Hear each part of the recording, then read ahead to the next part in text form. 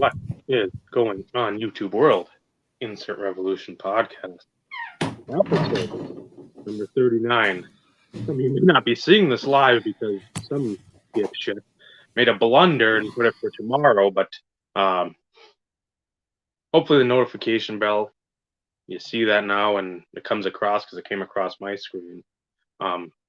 Steve, Dave, coming at you with a bit of news that broke, and I had put this. Go ahead and call it. Knock it out.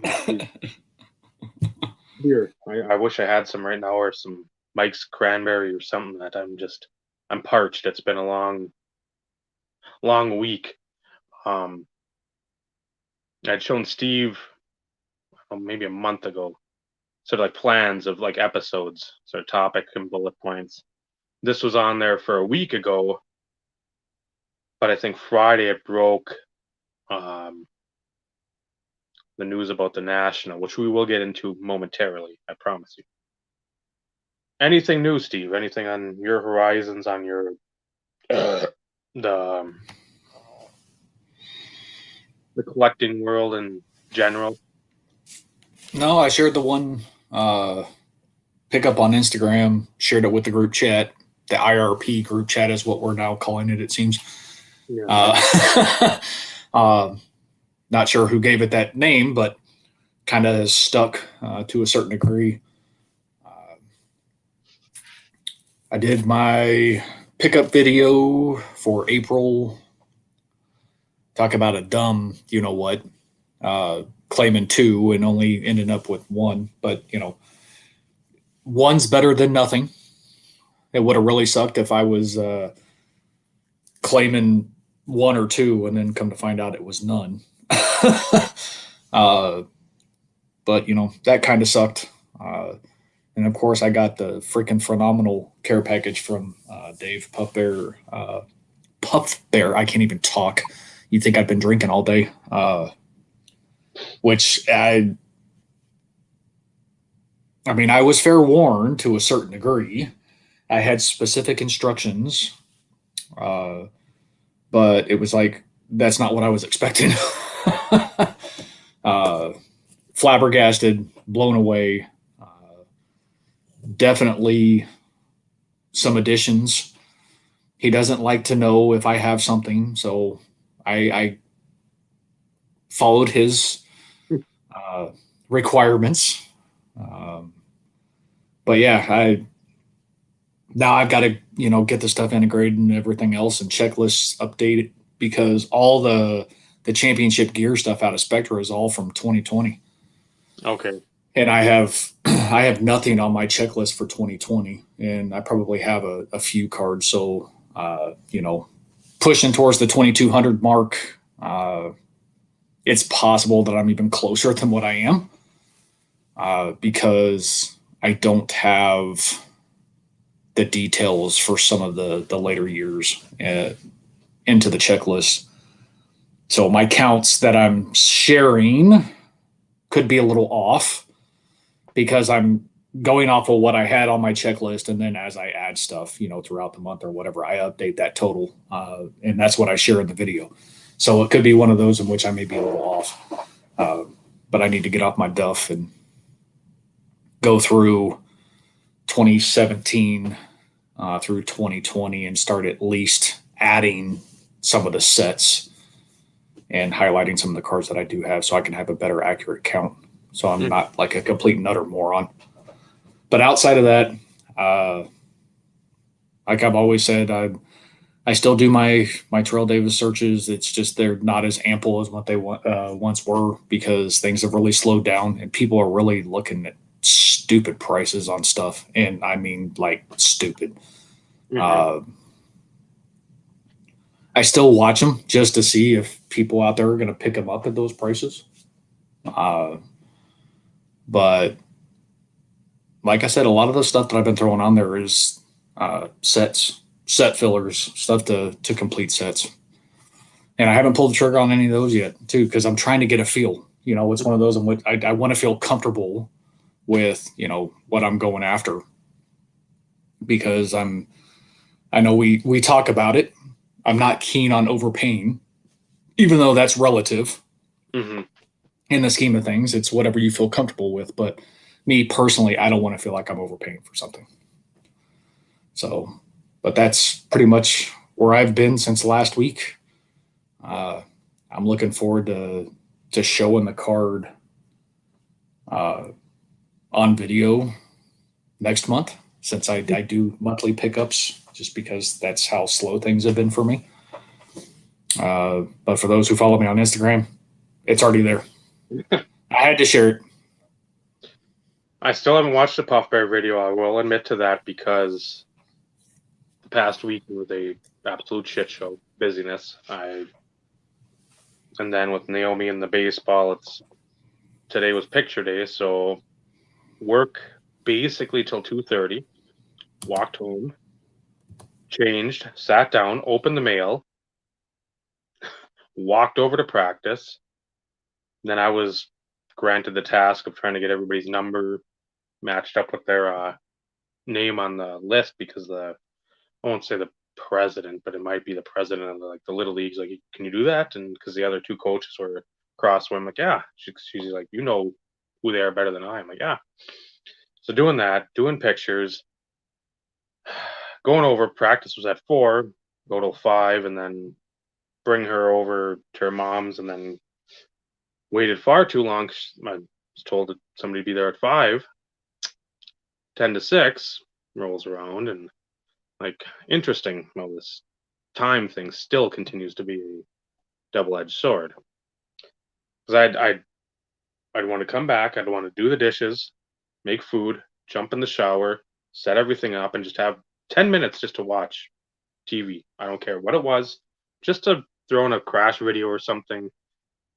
No, I mean, I got here at 25 after 6, and I'm eating Hot Pockets for supper. So I did get the shower in. That was gravely key, because again, a man of my stature lumbering around trying to get errant throws, that builds up some residue quickly. So I got that on the docket to watch. I want to say Carlos had a video I got to watch. I don't even know who else. I mean, that's the bad part about summer. I mean, if you can pump out videos, I'll watch, but at the same time, now to start expecting like even same day viewing, it's super tough. Just because A, there's more light, B, there's more stuff going on, C, if you have a chance to take a nap or you want to rest, you try to get that, because as we get older, those naps are grave important. Yeah. What's going on, Mike? I don't have near the extracurriculars. I'll be the first one to admit, I think I'm 25 or 26 videos in the hole as far as it pertains to getting caught up. Part of that's work related. Mm-hmm. Because a lot of time I want to sit there and watch it. If it's a 30-minute video, I want to be able to sit there and watch it. I don't want to do it in snippets. Mm-hmm. You know, if I'm catching up on a stream of, Carlos's or something along those lines, then that's different. But, for regular videos, I want to be able to sit down and kind of dedicate the time to watch it all the way through. If it's a short one, usually I'll finish those. They may be newer, but I'll finish those and then circle back to watch the longer ones. Because, like I said, I want to be able to sit there and dedicate the time and focus, so to speak, on what's being shown. So I have no excuse. I mean, I don't. But, at the same time, those who support me, I want to support them. It's that, gentleman's handshake of, like I said, like I always say, I don't usually comment, but you can guarantee one of those thumbs up is from me. However, if your thumbs up counts are a little lacking over the last few weeks, you now know why. It's because I'm slacking. But but on the flip side, I've also been on a lot of calls too, which, when you're on so many video calls and everything else, to sit there and have more screen time, so to speak, it just, I can't do it. I can't do it all the time. It's too daunting. It's too exhausting. And it's one of those, I don't want to ever do it out of need type situation. I don't want to sit there and go into something already somewhat tired and exhausted or in a bad mood type situation and watch a video and, potentially take something completely way off in left field for whatever reason, because I wasn't sitting there focused on, what was being presented. So bear with me, folks. I'll get there. You'll see some thumbs up, and you'll always know when I start getting caught up, because you'll start seeing a rash of them. I watched, I think, Hook 'em Mike hit up Brad with a care package. I watched that one, I think, right after the Brad gave sort of his synopsis of like the draft, his overview. I'm like, okay, I'm like, I got an hour right now. I just want to listen. I just want to not have to worry about looking at cards, thinking about cards. Let me just listen what Brad's got, because I like anybody that joined us for the episode about the draft. You can tell Brad knows his shit. This isn't just somebody pulling names out of a hat. So I listened to that, and I again, by the end, I was sort of zoning, because he went on for a while, but that's okay, because that's what I like. He loves it. That's what we want people to share what they love, even if it's not something that everybody might get into. So by the end, I mean, a product of the day, you're just sort of like watching that last 5 or so minutes, and he's like, "Oh, goodbye, guys," or whatever it was, his catchphrase, and I'm just like, "Oh," and then I fumbling with the phone trying to get it off, and it's like, "Oh, that one." I'm like, "Okay, I haven't watched this one yet," so rejuvenated for that. For cards, you get a little break there, and so I've got those. I think I watched one of Ed's videos, but other than that, it's been just, I won't say slim pickings from people putting out videos. I know I haven't done shit, but I've got a stack of stuff. I know it's a stunning turn of events, and I hope all are sitting down. I mean, I've got all those to show off, and one for you, because I know there's one not on eBay, not on ComC, not on Beckett, not on message boards. I found it in the deepest, darkest crevasses of the worst social media site in the world. So I'm fairly certain you don't have it. So that's the big plus. I'm super stoked about it. You have my checklist, Dave. I know, but there again, that's that our nemesis and sometimes our friend, time. Very true. Very true. Hey, Joey. Hey, Brad. Brad's ears must have been burning. So, I mean, it's just we've said it before, just trying to carve out that even a 20, 25-minute block of time. You just want to, if you're done with work, even if you're working home, at a job site, you just want to sit there, and I've said it many a time. I love just car crashes or thunderstorms, tornadoes, just something. I don't care if I've seen it 100 times, that same tornado video, I'll put it on just not to think. You don't have to think. And it's not like the videos that we're doing are like in depth and lots of graphics and editing. We know the cards. It's not like we're picking up mystery cards from God knows when or out of. You say that. I was fumbling bad. Oh boy. I was fumbling bad. Look, I even said it in my video. It's like, I am not as up to date as what I once was. You go years back when that YouTube and Terrell Davis and stuff was my life. Mm-hmm. I knew years. I knew, insert set names. I knew parallel versions. I could rattle them off like it was nothing. There's a lot of it that's still up here, but the longer I was out of the game, so to speak, I've lost a lot of that. It happens. When you're not in it like 110%, you lose a lot of that legacy knowledge. It happens. Uh, and it's not that I'm proud about it because I look like a moron. But at the same time, I can also sit there and say, man, I've lost a lot of this. And I even mentioned one time, I was like, and I know Dave will correct me. Because one of them, I swore it was, and how I got stuck on 96, maybe because I had 96 in my head. Who knows? But it's 99, and I'm going. I feel like a moron, but I need to take the time, and a lot of that's going to be me consistently going back through the collection and enjoying what I have, which I'm trying to do.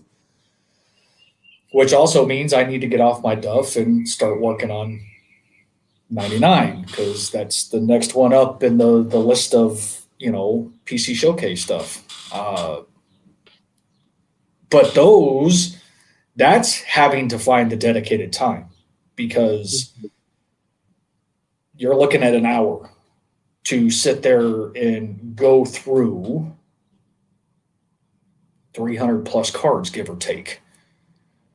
And the whole purpose of me doing that is to not just show everybody, but it's also a history for me to kind of see where I am and things along those lines.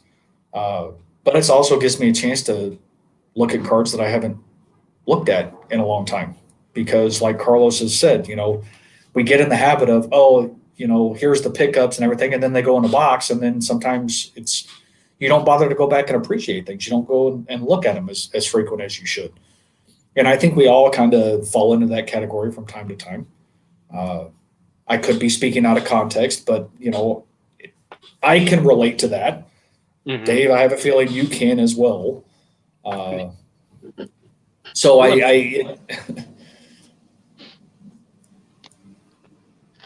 yeah, when you for me, it's when you pick up the volume of the shit that I pick up. It's bound to happen, but I try to keep stuff around at the same point. I'd rather box it up and put it away just because, not out of sight, out of mind, just I want it. Even that if it wasn't cataloged 100% correct, just away so other things could be presented. But with supply prices still being what they are, and I got to go, I think we said Amazon for 2-row boxes or graded 2 rows were a little cheaper on there. And like the price on eBay, pretty much the average price is about that $13, 12 to 13. I'm like, for 1 2-row, like I can't even put that into like context of how obscenely absurd that is when I got the whatever 25 of them. And again, there was, I think, a percentage off, but I got that for like 65 or 70.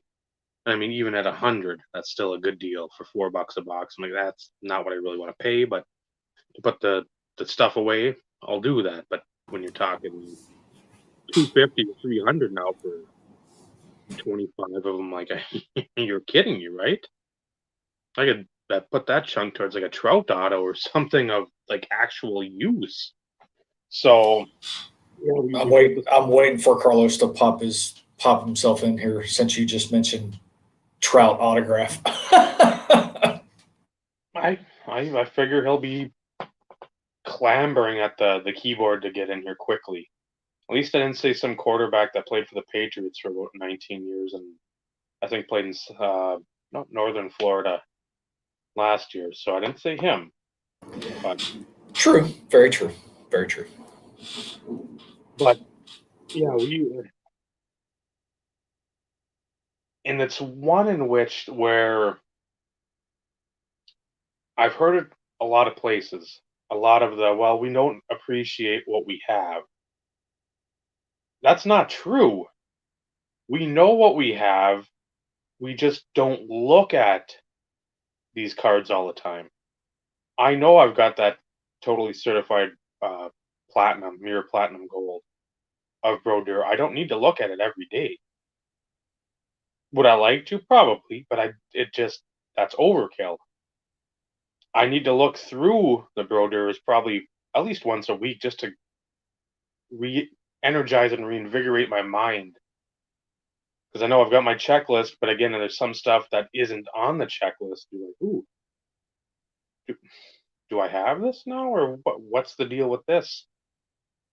But when I hear it too much, where it's like, oh, we're just always going for the chase. Well, that's pretty much everybody in this hobby, no matter what you collect. If you do, if you're like Mark, trying to put together the whole run of Chicago White Sox tops sets from whatever 51, 52, whatever it is on. Yeah, that it's not. There's different levels of the chase, though. It doesn't mean you're just throwing stupid money at commons, high numbered commons. You're being diligent in your purchases because you can. Some people have to chase at a steeper incline because the stuff that they're trying to chase costs a lot more, might be a lot more limited, and is more desirable to, I won't say the masses as a whole, but when you have, let's say, people looking for a Robin Yount rookie, that isn't a huge swath of people. Now, come over to the Michael Jordan Fleer rookie. There's a lot more people looking for that.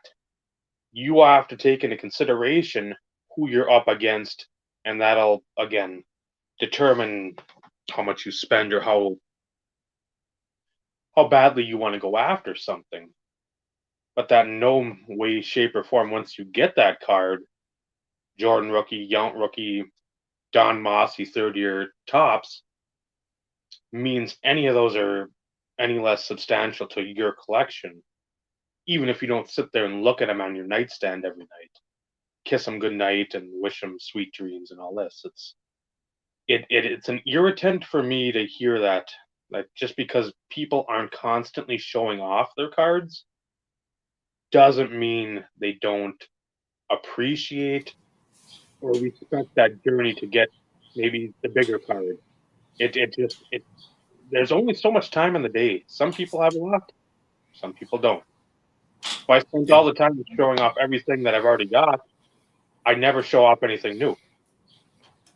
And that's just a little soapbox I want to step on for a moment. Well, and I think Joey kind of speaks for a lot of people, though.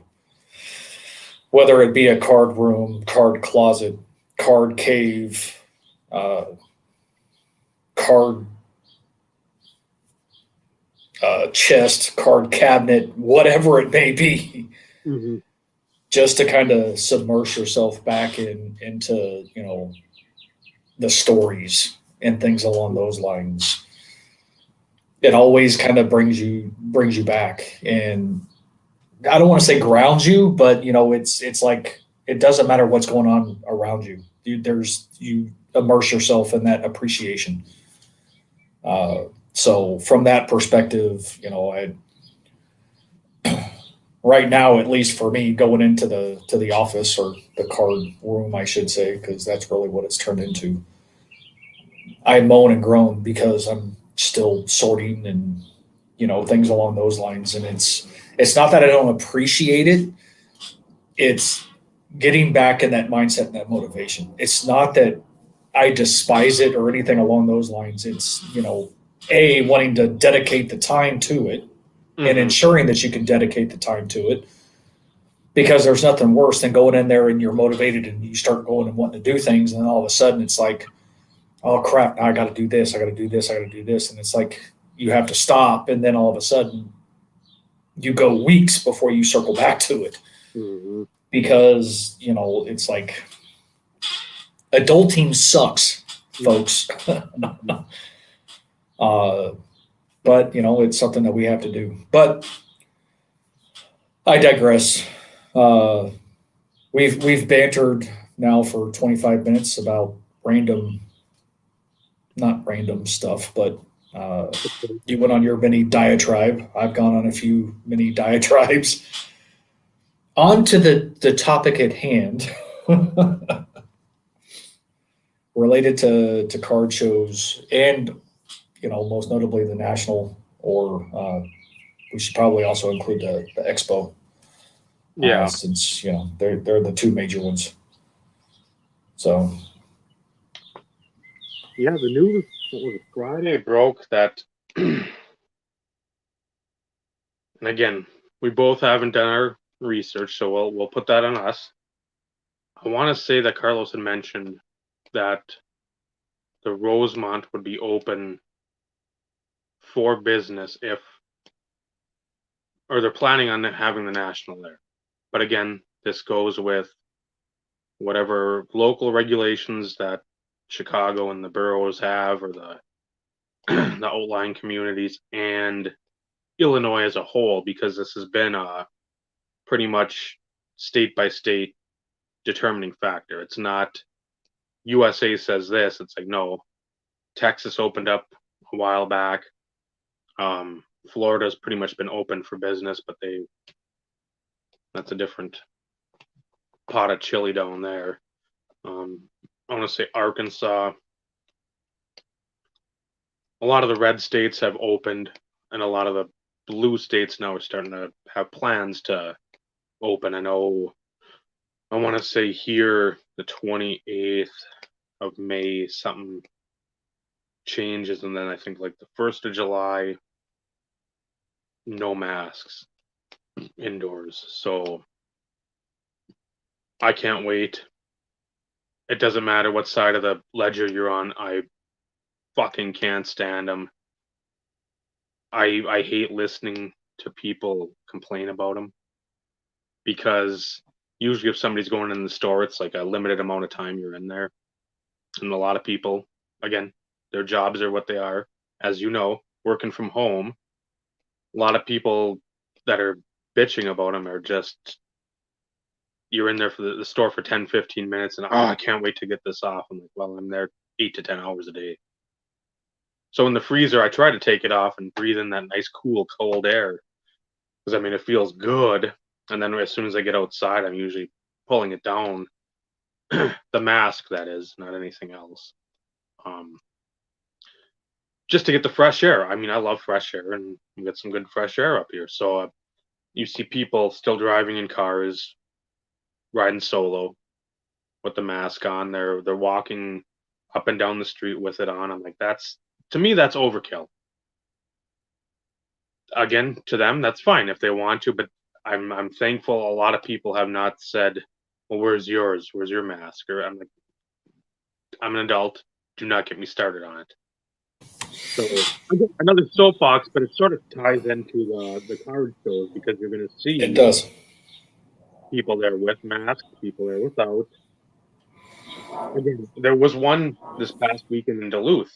I didn't know about it till Sunday, which I'm fine with that, because the guy I wanted to pick up a bunch of stuff from, after I got back on Facebook in November, I saw him selling on one of those hockey sites a bunch of stuff I would have wanted, a bunch of Forsbergs. I'm like, okay, that just pretty much negates our deal, because I'm not. If you say you've got stuff for me, then I see you turning around and selling it. That doesn't sit right with me. So I doubt I would have went anyway. It's just a Mother's Day week, and I was already had plans. So I mean, there's no way I could get down there. But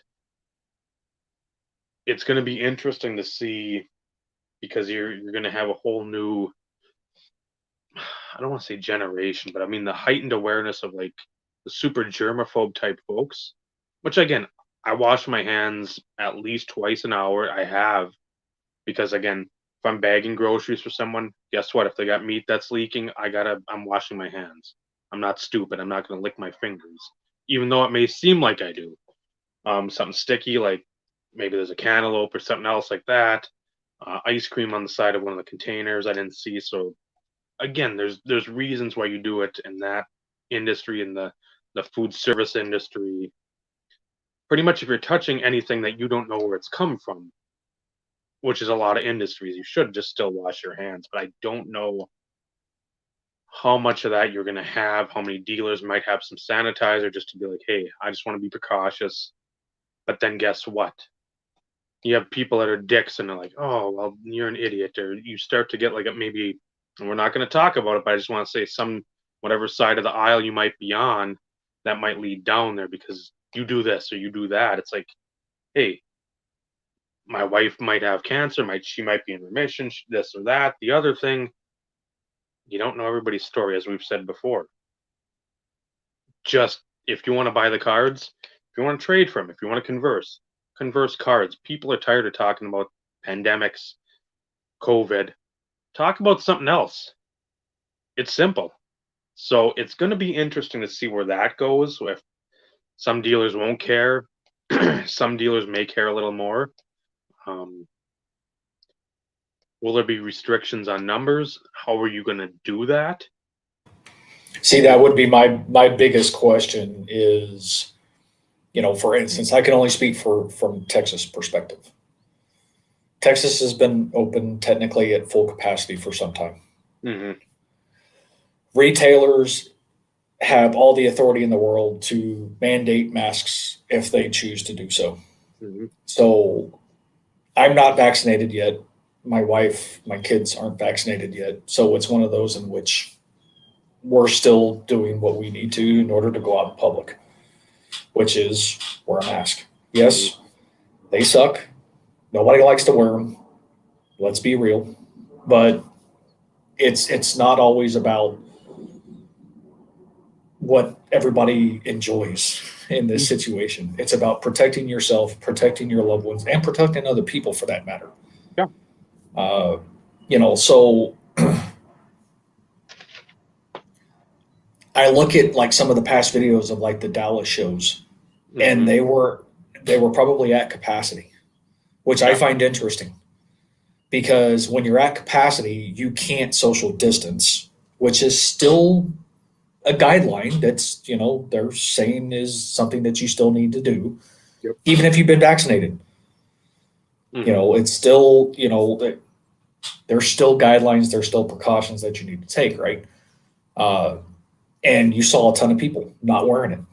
So there's a lot of situations in which they may be mandated, so to speak, but who's going to be there to enforce it is the other question that really comes into play.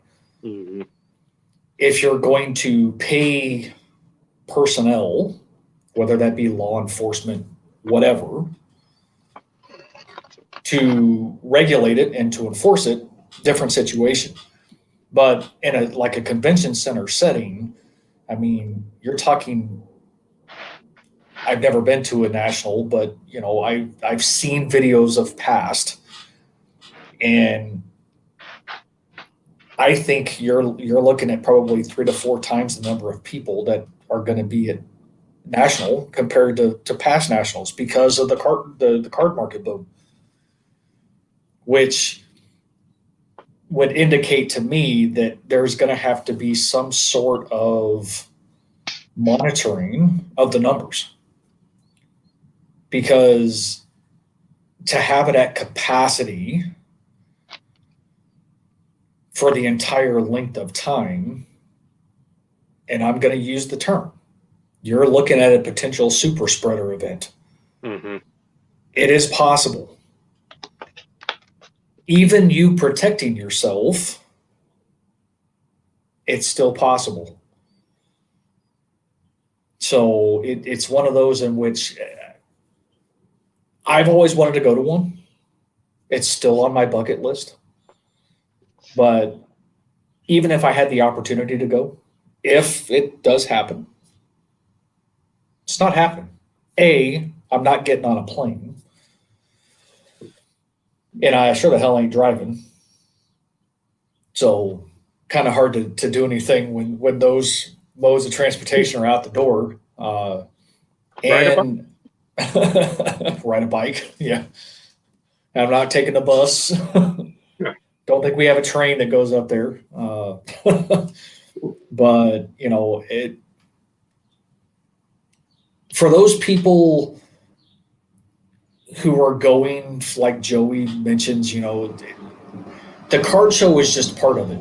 It's going and hanging out with people that you haven't seen in a long time, meeting your friends, hanging out with them. That's really the stories Mm-hmm. that have always come out of national. Yes, there's always the card component, but that's not where you get the juicy, in-depth, fantastic stories. Mm-hmm. The cards are a small percentage.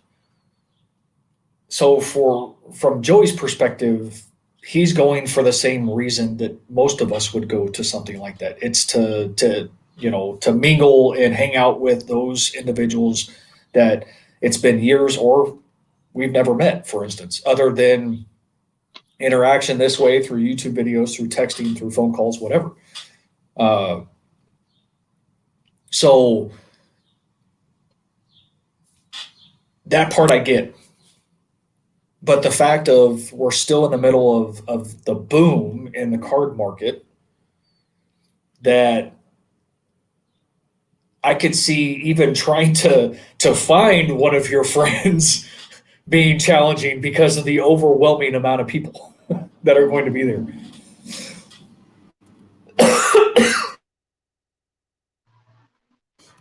Sorry about that. So it like I said, I saw the Dallas show. People were shoulder to shoulder.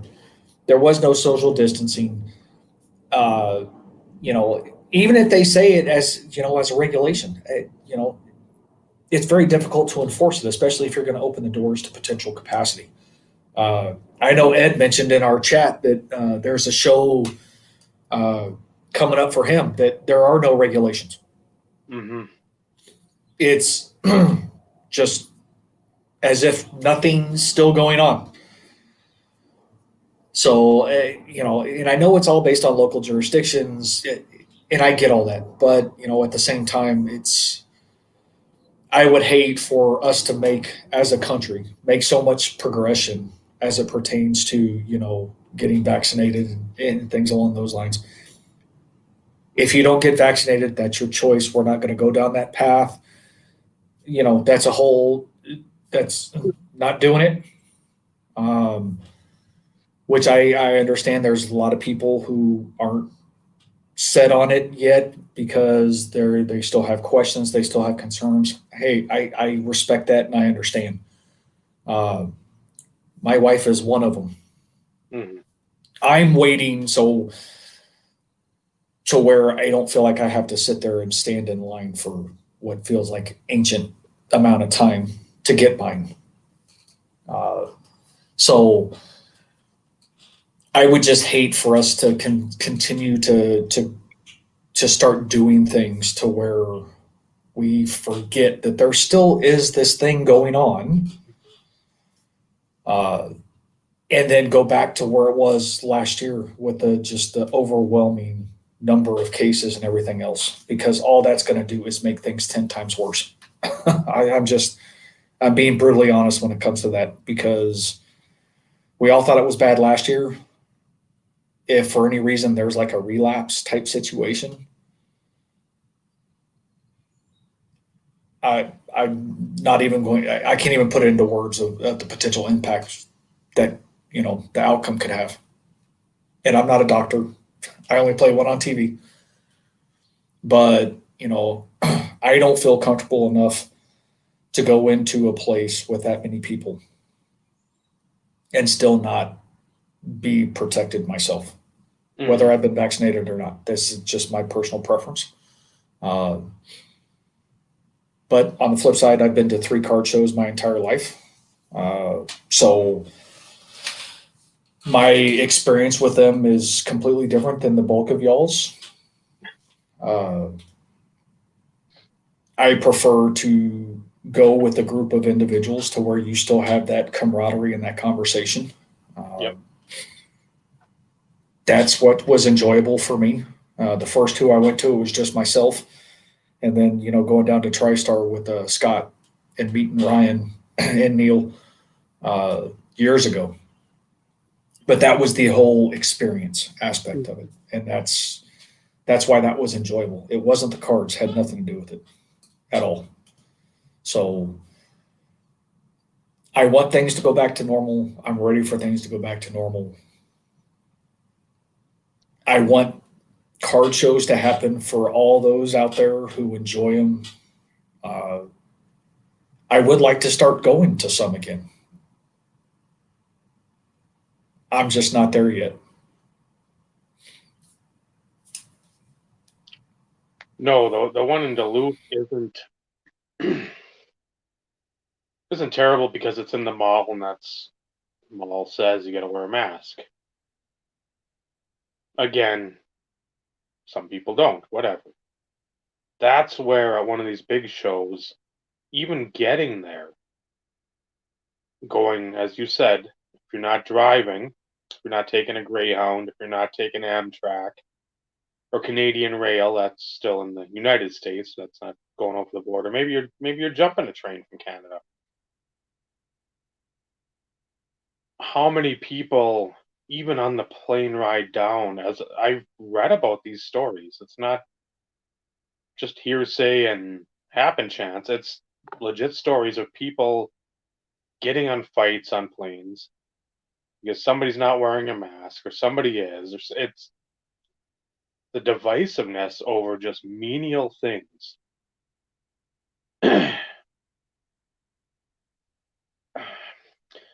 If you don't feel comfortable enough to travel, then why are you traveling? If you're so dead set on being somebody that's going to buck whatever suggestions have been put in place, why are you putting yourself in a group of people that it's like oil and water? You don't know what reaction you're going to get, but you want that reaction because that's what you want. That's what it's come to in one person's life, that they get a reaction from a stranger about a mask or not wearing a mask. That's a lot of, and again, if I had these answers, I wouldn't be on this show. I'd be in a mansion somewhere because I'd have a lot of money because I'd have those answers. If that's what makes your life complete, you've got a lot of issues. I'll say it, and if you don't respect that, I don't care, because if you go into somewhere and you're not going to wear a mask and you're just looking for somebody to say something, you're a piss poor human. I'm sorry. That's where I think that could translate into these shows too. You've got a lot of egos, not only in this community. You look on Instagram, a lot over there. You look on the forums, that's nothing but egos and jag-offs. You go to Facebook, in those groups, there's a lot of people. You got people spending a lot of money. Some of those people might be like, I want to wear a mask. I'm going to do this by the book. Okay. You don't want to wear a mask. That's whatever your choice. But when you start getting the money involved, you start getting the egos involved. Who isn't to say? And I saw some blurb today, and I haven't even had a chance to look at anything. Like I said, I was constantly rushing, but there was some sort of shooting today in Colorado, and like a birthday party. I want to say either today or over the weekend. I don't know, because again, like I said, it just shot across on CBS little. It was after midnight. I think it was either after midnight Sunday morning or yesterday morning. Five people, I think. And the gunman or somebody were yes. 6 to 1. Who isn't to say that doesn't happen because egos are really put on edge here at the National or another big card show? Not to be a negative Nate or a Debbie Downer, that's literally the world we live in. If somebody pisses you off enough, instead of like saying like let's talk outside or just figure this out, and then if we have to come to blows, that's fine. No, I'm gonna reach in my bag, get my gun because I have a symbol for a cock. It's like, no, that's not the way things should be, but that's the way things tend to be. So who says that doesn't happen at a show like that? Even with the security measures, you could bring them in with a dealer. You could do it that way, and it's not like I worry about it. I wouldn't probably at a show, but in this day and age, it's not like it was 20 years ago when you're just thinking, hey man, I'm looking for cards. If I know some people here, familiar faces, I'm going to chat them up and do whatever, and then be on my way. Now it's you pretty much are looking at everybody like it's a CSI whatever crime type show where like you're like, ooh, what's this person hiding? They look shady. They got a trench coat on. What's going on there? Or this guy's got a briefcase. He's wearing a suit. What the hell's going on there? That doesn't seem feasible. That's just Vinny. Or Ed. Or Ed.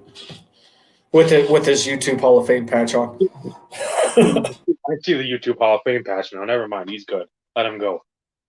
Or this guy looks like he's out of the West Side Story. He's got just like a ripped the sleeves are ripped off on this jean jacket like vest thing, and that's a YouTube patch, Hall of Fame patch, like sewn on with like bubble gum. Bob, what are you doing? Robert Lewis. So, and speaking of Bob, on a more lighthearted note, and I'm speaking for Dave too, because I'm sure that Mr. Lewis will watch this at some point in time, and he could be watching now. But a huge, huge congratulations to our good buddy Bob Lewis and his missus for the arrival of their newest addition to their clan Saturday afternoon, 5:01 Eastern Standard Time, if I'm not mistaken, is what he said. Mm-hmm. So for anybody who, follows Bob on Instagram, if you have a chance, go wish him a big congratulations. We've been fortunate enough to get a few pictures. No, not AKA Chair in this situation. Eliza looks nothing like Chair, so I think we're okay there. Chair had an ottoman over the weekend. But she is absolutely beautiful, and a big congratulations to them. Looking forward to more pictures as she continues to get older. But in situations like this, the friendships, we always talk about it. The friendships really do come full circle in situations like this because you share these things with each other, and it just gets you that much closer to one another. And to share in that news it's pretty cool because it's like we're extended family in that situation. So from that perspective, we were all waiting on pins and needles, so to speak, waiting for the news. And so, Bob, if you are watching or if you watch later on, we've all told you this before, but big congratulations to you and the missus. Like I said, she's beautiful. And hopefully in a future episode, a future broadcast, you will grace us with her presence on one of the episodes so everybody can see her. If you want. No. Immediately. Completely up to you. No, completely up to you. But sorry, I had to go down that road. I was thinking about it today. I was like, at some point during the episode, I wanted to at least take an opportunity. And I know I'm speaking for you, Dave, but I know you agree to just throw that out there for those who may or may not know. I don't know who all he would have shared it with, but, a small handful of us were made aware. I know his wife has shared some stuff on her social media stuff, though, too. But outside of that, I don't know if Bob has had a chance to to share.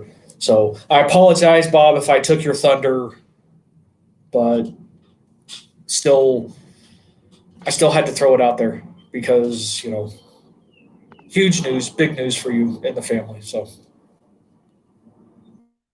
That is correct. Her his wife Christine had, I think, tagged in that one day, and I figured may as well share a couple of them because with our group, because again, he obviously is a little busy right now. So I figured whatever he shares, that's going to be his like sort of downtime. But again, if I can pluck him off there and share with the chat, that I'll do that instead. That he can devote his time to the crying and the added excitement and love and joy in his homestead.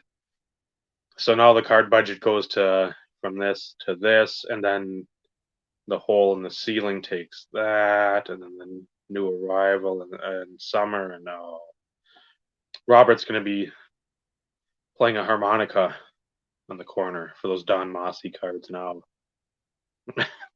Have the baby in the stroller and get some cheap pennies and maybe a roll of nickels. always a possibility. Always a possibility. But Especially where he's at, but you never know. much love to Mr. and Mrs. Lewis, though. So, anyways, sorry, didn't mean to. We were going a little down the narrow path of extensive, like, and I want to say negativity, but grim, type. But it is a reality. It is a potential. It is a possibility. I mean, we've all heard stories, read articles about fisticuffs at Walmarts and Targets and stuff along those lines. And it's do what? Guns being gun. Yep. So it's one of those in which, and I hate to say this. Actually, I don't hate to say this. At the end of the day, it's pieces of cardboard, folks. It's not worth freaking taking somebody's life, or that's the part I don't fathom. I don't understand. I'll be the first one to admit I can get pissed off with the best of us, sometimes over the smallest things. But to me, that's something that I can't fathom. I cannot understand it. I've got a warped personality at times, and I can get pretty dark. But I just that nobody could explain that in a way to where that would ever make sense or justify something like that ever happening, whether it be at a retail chain. But hell, look at all the card shops that are getting broken into. Tens of thousands of dollars worth of merchandise being stolen because of the way that the market is. People, and here's the crazy thing. Yes, we're seeing all these big numbers and a lot of these big cards selling over $1 million, cards selling in the hundreds of thousands of dollars. Millions of dollars is life-changing for the vast majority of us. Hundreds of thousands of dollars would be life-changing money for the bulk of us. But when you put things into perspective, like the most recent one, I think it came up to like 50 grand in total stolen merchandise, all in sealed product. That's like grand theft. That's prison, baby. That's not your local jail. That's prison. Like, you just screwed up your life. End of conversation. For trading cards. Yeah, put that in perspective. You go back years ago when Exquisite first came out. A case of Exquisite was $1,200 to $1,500. Mm-hmm. You'd have to take a crap ton of Exquisite in order for it to be considered grand theft. Now, you take, and I don't remember the total number of boxes. I think it was 15 to 20. Somewhere in that range, I think, because they list out what all was taken, and I know there was like 8 boxes of National Treasures or something, which is just crazy in itself. But you could, with a small amount, adds up so quick because of the way that the market is. So you got people breaking into shops, you got people stealing sealed product at substantial amounts of money. You've got fisticuffs in retail facilities over retail product. You've got guns being pulled in the parking lot. I mean, I hate to say this, but what's next? It's to me, it's going to happen at some point. I'm hoping that it's not to like the seriousness of what it could be. Mm-hmm. And Brad, you're right. $50,000 in wax right now isn't really that much considering. But and that's because of the high wax prices as it is. But if I'm thinking, in my normal mindset, breaking into a store first and foremost, so that's breaking and entering. Yep. Then you have grand theft. And then if you try and resell it, not sure exactly, selling a stolen property, but I don't, know what, I'm not a lawyer or a judge or an attorney or anything along those lines to know what type of additional sentences that could be piled onto something like that. But is that worth throwing your life away? All for pieces of cardboard that could potentially fetch you, a few $100,000? Is that worth it? What are you going to spend $1 million on in prison? Not a damn thing. Well, that and you go to, let's say, Rikers Island, just the first one I can think of. Somebody asks you, what are you in for? The fuck are you going to say? I stole baseball cards and tried to resell them. They would be like, they'd probably shank you on. You would be done because that's the most ludicrous thing. And you'd be going. It wouldn't be like, oh, you're getting a slap on the wrist. They're going to make an example out of you because they caught you. So there's so many layers to it. And again, it's if everything trickles towards what it's trickling towards. I mean, if you're getting, I didn't read this story. I'm sure that Target parking lot was just a great story of just a misunderstanding and somebody dropped a gun out of their like carry and conceal their holster. It just slipped. If you're pulling a gun on somebody over blaster boxes or mega boxes, I hope you get hit by a train and you die. It for $20 to $40 retail, again, I know the market, it's stupid. It just, if that's literally what your life has come to, it's beyond comprehension to me. I mean, I'll say, like, even for the guy that I bitched at the store that delivers the bread, that was good enough for me.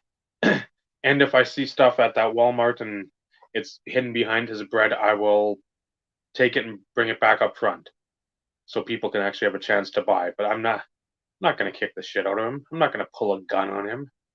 It's retail. Somebody does something to my daughter, yes, you will not be living.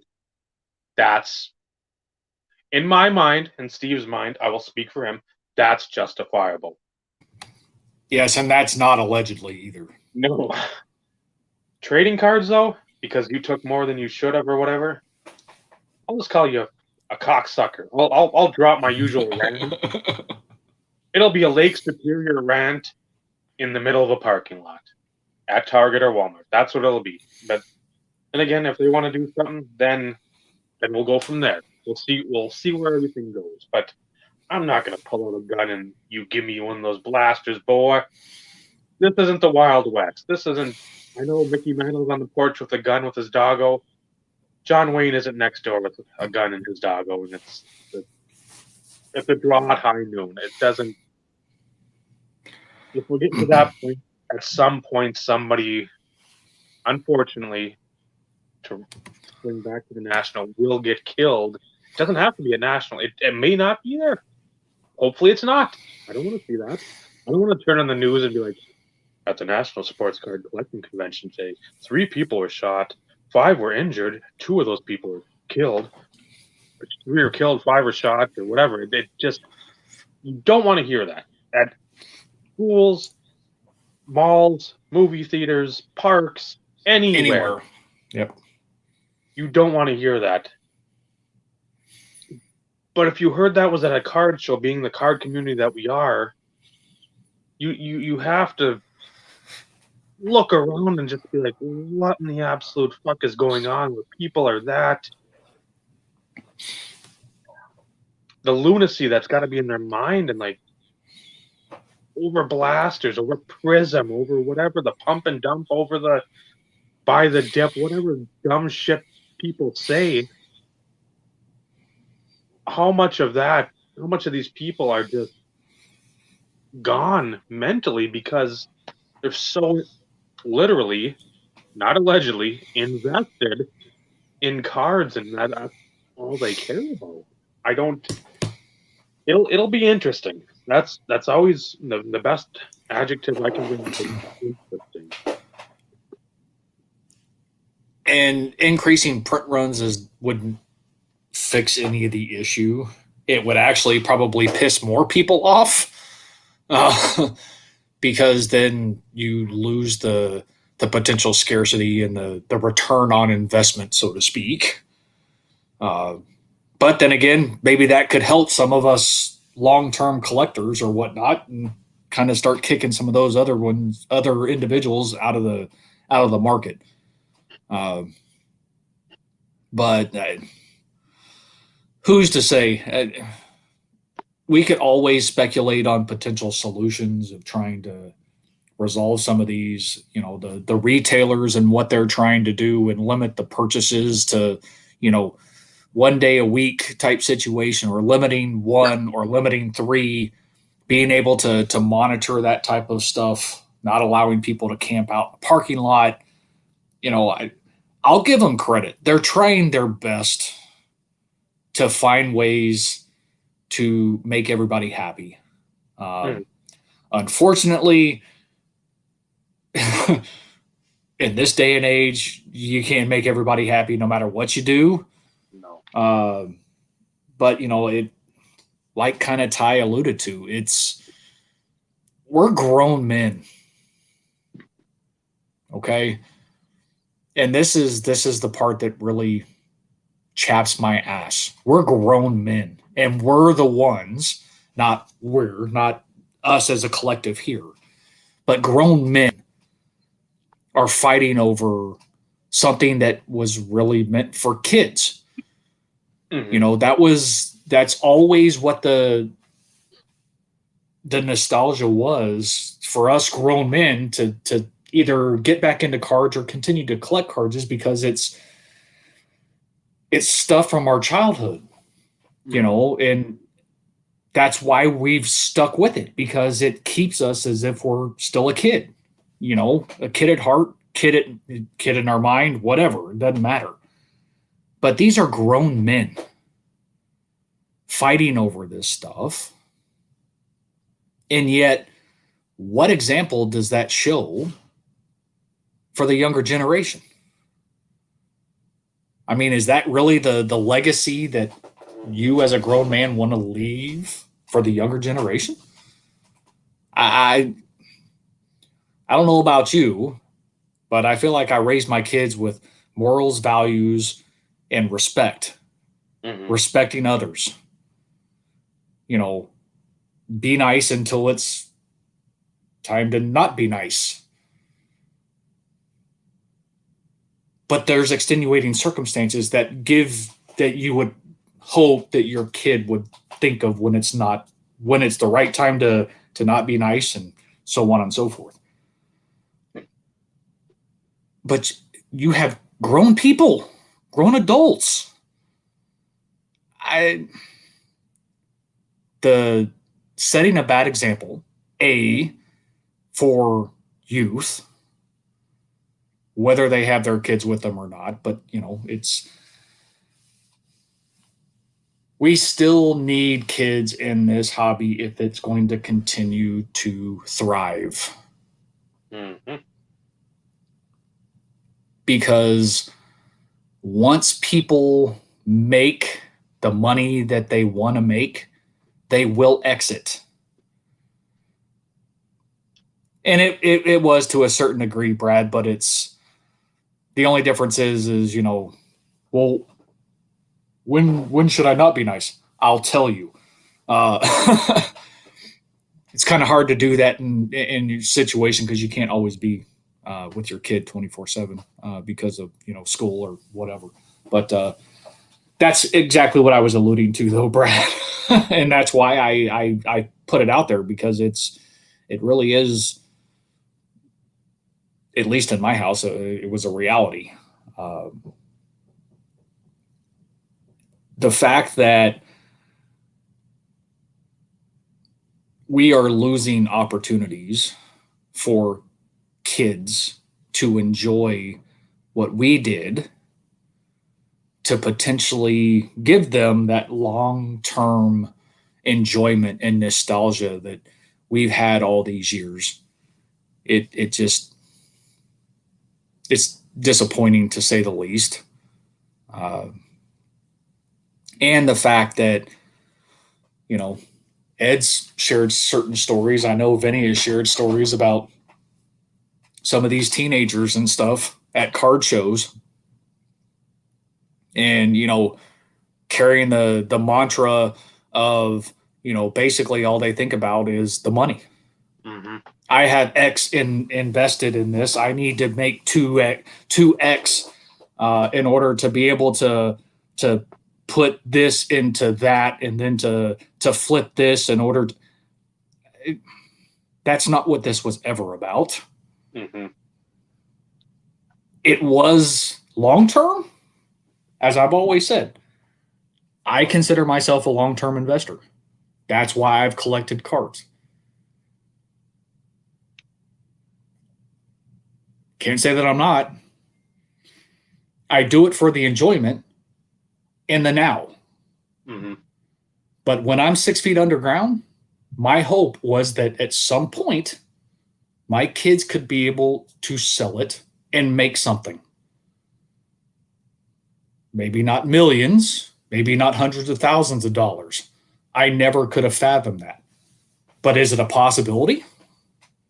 30 years from now? It could be. Could it all go to nothing? It's always possible too. But, at the same time, there's the monetary aspect, but then, it's, well, this was dad's, type situation. It's that sentimental connection. So it's just interesting that because of a few individuals, influencers, have caused, I don't want to say the lunacy, but the manicness and the hype of what we're experiencing currently. And it's them. I'm not putting the blame on them by any stretch of the imagination. Do not quote me as if that's what I'm saying, because that is not what I'm getting at. But they are increasing the hype of the market. Thus, a lot of people want to get in. It's good money for a lot of people if you put forth the time and the effort. But you got to work. Mm-hmm. And us collectors, we don't usually like to work. We like to work on sets or adding to our PCs. Most of us, that's too much work. We like to enjoy it. We like to enjoy picking up stuff. And, when it becomes work, that's when, you kind of need to take a step back and, reassess, so to speak. That's just, my 2 cents on a lot of this. Uh, but I just want some normalcy, man. I just want some normalcy across the board. Um, and Yeah, they're not. When you have the Gary V's, you got the gold, and you got uh, that Sasha dude, and like all these people putting out these trades and like just throwing out money. They're not championing. Go be an idiot. Go, just go everywhere and do all this stuff. They are, but they're adding that fuel to the fire because people are seeing, Christ, that's like 100, 200, 300, 400, 500,000, whatever dollar card. That's a baseball card. That's a Pokemon card. That's that even from like Magic the Gathering. That's a Black Lotus PSA 10. People are like, holy crap. So then automatically, because like Steve just alluded to, a lot of people don't like to do the legwork. They don't like to do the research.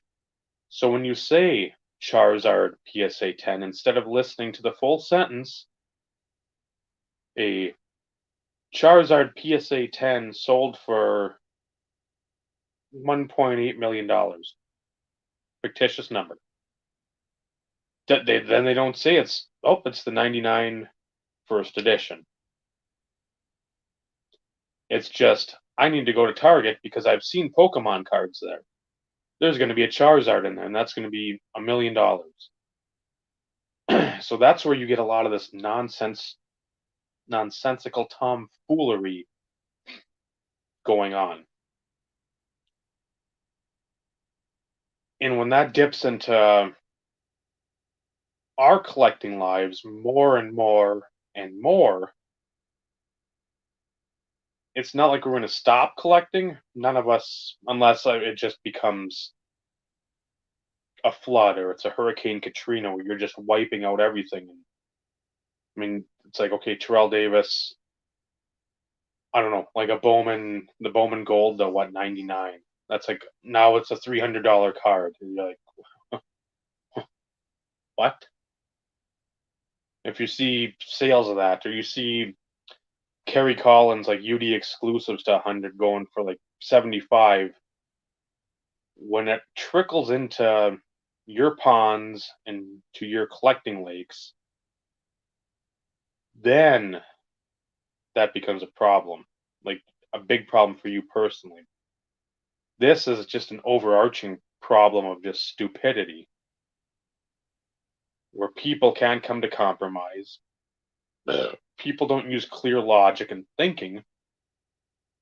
They want to hear parts of the story, the juicy parts, the tender tidbits. Consume those and then go on their quest to find all these great cards that, well, hey, this was a card that 22 years ago came out. You go look at the Pokemon, again, I don't know the market by any stretch of any imagination. Now, the stuff of the last couple of years, I'm sure it's gone up, but in the same breath, it isn't life-changing money where somebody should be shot because they got the last starter deck or whatever they're called. It's like, but when people are so ingrained in their phones, Facebook, Instagram, TikTok, Twitter, Snapchat, even YouTube, and that's all you see in your suggested feed is influencer, wannabe influencer, all this stuff that it's almost like Robin Leach's show from the 80s, like the lifestyles of the rich and famous. It's not reality. It's not somebody of our ilk. Not saying we can't do that, But that's not what we're about when it comes to the things we collect. We're not looking to flip the Don Mossy rookie for a Lou Gehrig play ball for a Mantle 52 tops. And if we are, we're fooling ourselves. But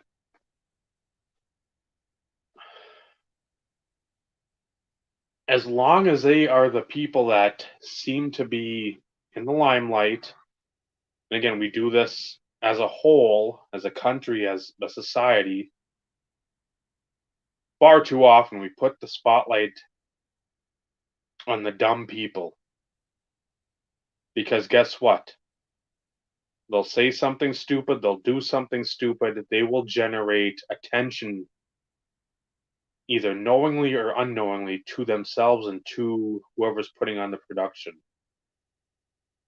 Because that's how it's been the last 20 to 25 years. I know Real World came out in like what 91ish, but it really wasn't popular till the mid to late 90s. And then the what Paris Hilton Nicole Richie's show came on, and then all this other stuff popped up for reality television.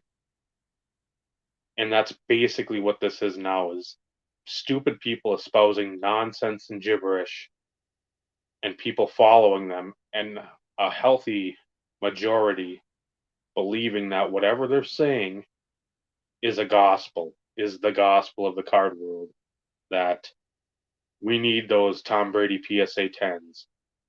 We need those Mike Trout PSA 10s. We need the Tatis PSA 10s, Acuna, Vlad Jr. We need all the PSA 10s. And when people don't think for themselves, that's when the hobby starts to go away from what it should be. When kids don't even have that opportunity to plant the seeds, to have nostalgia 20, 30 years down the road. It becomes troublesome because people are always just looking, these people are just looking at the money tree. They want to pluck from that money tree now. Don't care about the future. Like the rainforests in Brazil, clear cut them now because we need that ream of paper by 5 o'clock. Who gives a fuck about whatever is living in there and the habitat and what you're doing? We need those reams of paper so we can have the Nigerian princes start to send out letters instead of email, because email is too expensive. So, nice one, Dave. Nice one. Well, and to kind of piggyback off a part of that is you have some of these people who are making a decent living. They're doing well for themselves. But they're painting one picture. mm-hmm. They're painting their own personal picture.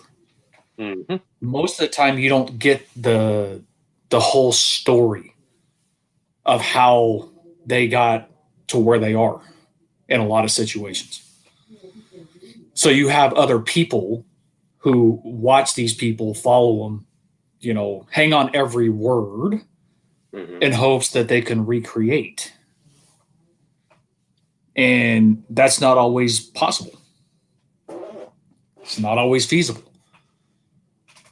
It's some people get into this by chance and they do very well. Others, try and fail. But, everybody wants to be like Nat Turner and, some of the other big guys that are on Instagram. And there are some guys on there that have big bucks. We all know who Nat Turner is. We know he's a billionaire. Yes, billion. Not that I'm telling you anything that you don't know. But you have others that are on there. They could be as well, but that they're probably multimillionaires with some of the stuff that they show. It is beyond ridiculous. And you'll hear some of them talk about, oh, yeah, so glad to add this. Thanks, Golden. And it's, they paid $1.2 million for something, and you're going, some bitch. And to them, it's pennies. But you have to work hard, Mm-hmm. you know, unless you have a trust fund or you come from money or things along those lines. A lot of people have to work hard to obtain that sort of stature. A lot of it wasn't handed to them, and you have so many people who look up to a lot of these individuals in hopes that they can accomplish the same thing. But that's not always the reality. So when you look at the overall spectrum of things, not everybody can be a Sasha T. Not everybody can be a Nat Turner. Not everybody can be a Gary V. It's great to strive for something, and by all means, if you have those type of big dreams, who am I to say to not go for them? But at the same time, you do need to take a step back and be realistic, and that's not always going to happen to you or to the next person or to the 10th person behind you. It's not reality. And because the market has gotten so much attention and publicity and media attention, everybody thinks that they're going to be the next millionaire by selling sports cards. Mm-hmm. And I hate to be the bearer of bad news. It's only going to happen to a small percentage of people. And it's because of those who work their ass off day in and day out to make it happen. But one thing that everybody has to understand, most people aren't going to tell you how they started or what they started with.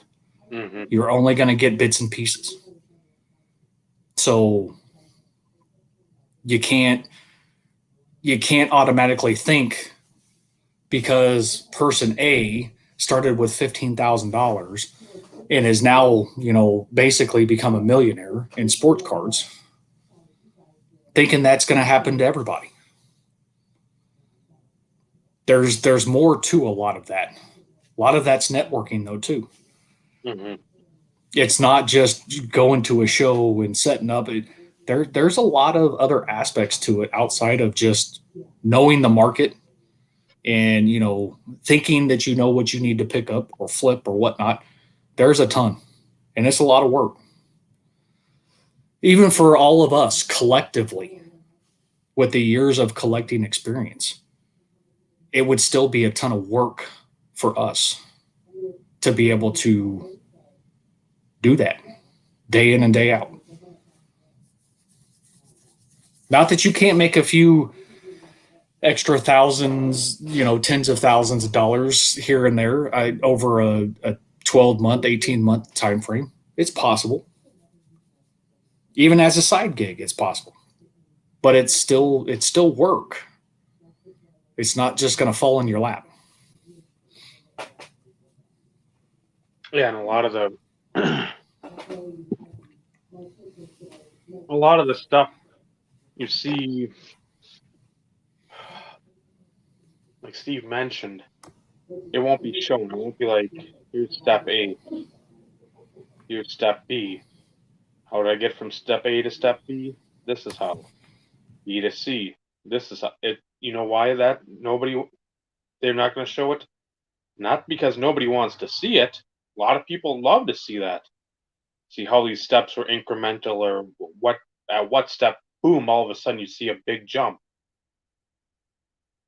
It's because they don't want to reveal said secrets, which is fine. And it's more of, once again, living in the here and now. I want you to see the billions of dollars. I want you to see the millions of dollars. I want you to see the briefcase full of PSA 10s. You don't need to know that I bought like 40 tops, 93 sets for like $5 each, graded the Jeters, sat on them. You don't need to know that I bought 10 sets each of the 93 tops expansion draft ones stamped with the Marlins and the Rockies logo. Graded those cheaters, sat on them. You don't need to see how the castle was built. All you need to know now is look at my castle. That's the part. I don't know if it's a good businessman. It's a shrewd businessman. But they always want that positive light. You don't want to. They're not going to reveal the secrets. They're not going to reveal their tricks of the trade per se. They're not going to reveal their pathway to success, because you know what's easier? Showing you the PSP, showing you the Jordan PSA 10 rookie, showing you that.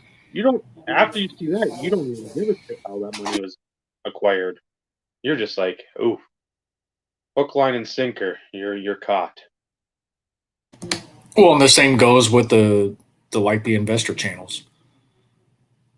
A lot of what they're saying is not anything new. It's not anything any of us avid collectors aren't aware of in certain situations. Some of it's gut, some of it's instincts, some of it's, experience. Mm-hmm. And, even a lot of them, they're not going to tell you everything. Mm-hmm. They're going to give you just enough to where you want to grab onto something and hope that you're going to be the next one. And just because they say, buy select, that's very general. Mm-hmm. Okay, well, select has, 3,627 different parallels. 15,262 different inserts. And of those, there's only 79,275 different parallels of said inserts. Hey, guys, I can say, hey, buy Prism. Mm-hmm. Really? Generalized statements and very broad statements don't help anybody. No. A lot of this, like I said, I don't want to say is common sense, but, as a collective, it's very easy to kind of pick up on some of what they're kind of just throwing out there. And people are paying for that. Mm-hmm. That's the stuff that always intrigues me in those situations is, a lot of these guys that are doing this already have money. They're not hurting. They're savvy business people. They're worth millions. And they're making more millions from people is almost like selling a get rich quick scheme. And to a certain degree, that's what some of this is. Mm-hmm. I hate to be the bearer of bad news or give you a dose of reality. Most of your Hall of Fame caliber players, guess what? Buy their rookie card. At some point, they're going to appreciate in value. Wow. Freaking break out the presses. I just freaking broke the internet. I mean, come on, folks. And that is 100% accurate. LA Pats puts it, that's because they have invested interest in a lot of what they're saying. And for those people who think otherwise, I'm going to say it. You're freaking stupid. I'm going to say it. And this is my brutal honesty. If anybody thinks that a lot of what these people are saying do not have ulterior motives behind it, then I feel sorry for you. I feel sorry for you. Because ignorance is bliss, but take a step back and just really think about things. although you can't always see the big picture, but 90, I was going to say 99.9% of it, I can't say that to be accurate, but a high percentage of that, people have vested interest. You know, all these guys who are pumping, so to speak, have vested interest. You know, Golden's a glorified spokesperson for a lot of this. And I've said it.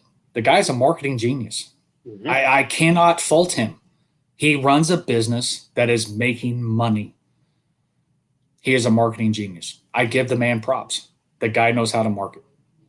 The guy knows how to pump up stuff to get the visibility and increase his income, his sales, and his bottom line and his profit. Nothing wrong with that at all. But he's also not pumping something. He is, but he's not pumping one specific thing or another. He is pumping people's cards that have been sent to him, for him to make more money. You can call it pumping all you want. To a degree it is, but it's different.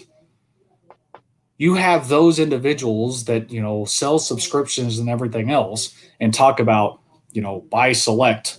And then, you know, 6 months later, you found out, well, they've got $100,000 invested in Select.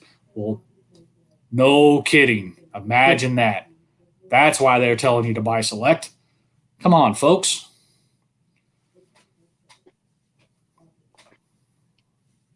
I just, this isn't rocket science.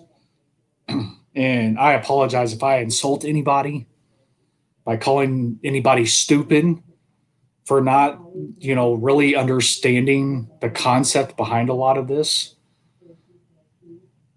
People need to do their due diligence. They need to do their research. They need to network. They need to talk to other people, get different opinions.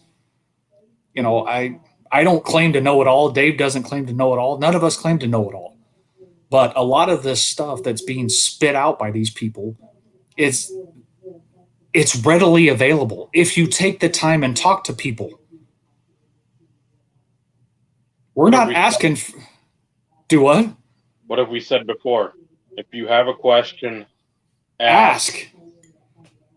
It's not good. Believe it or not, even with our Patreon still fizzling along,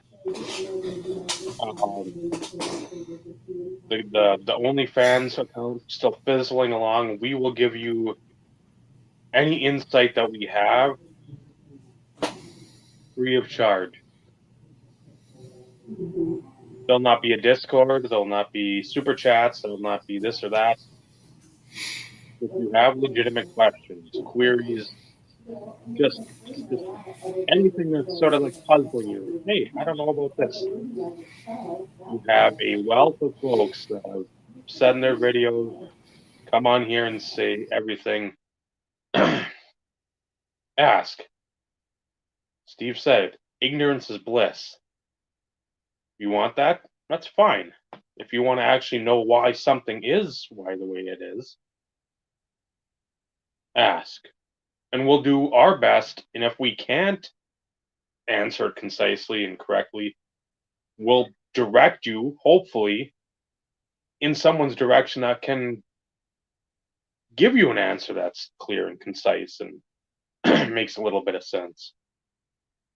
So remember that. Don't go to the people that have 20,000 views on a video opening a Score 2013 blaster.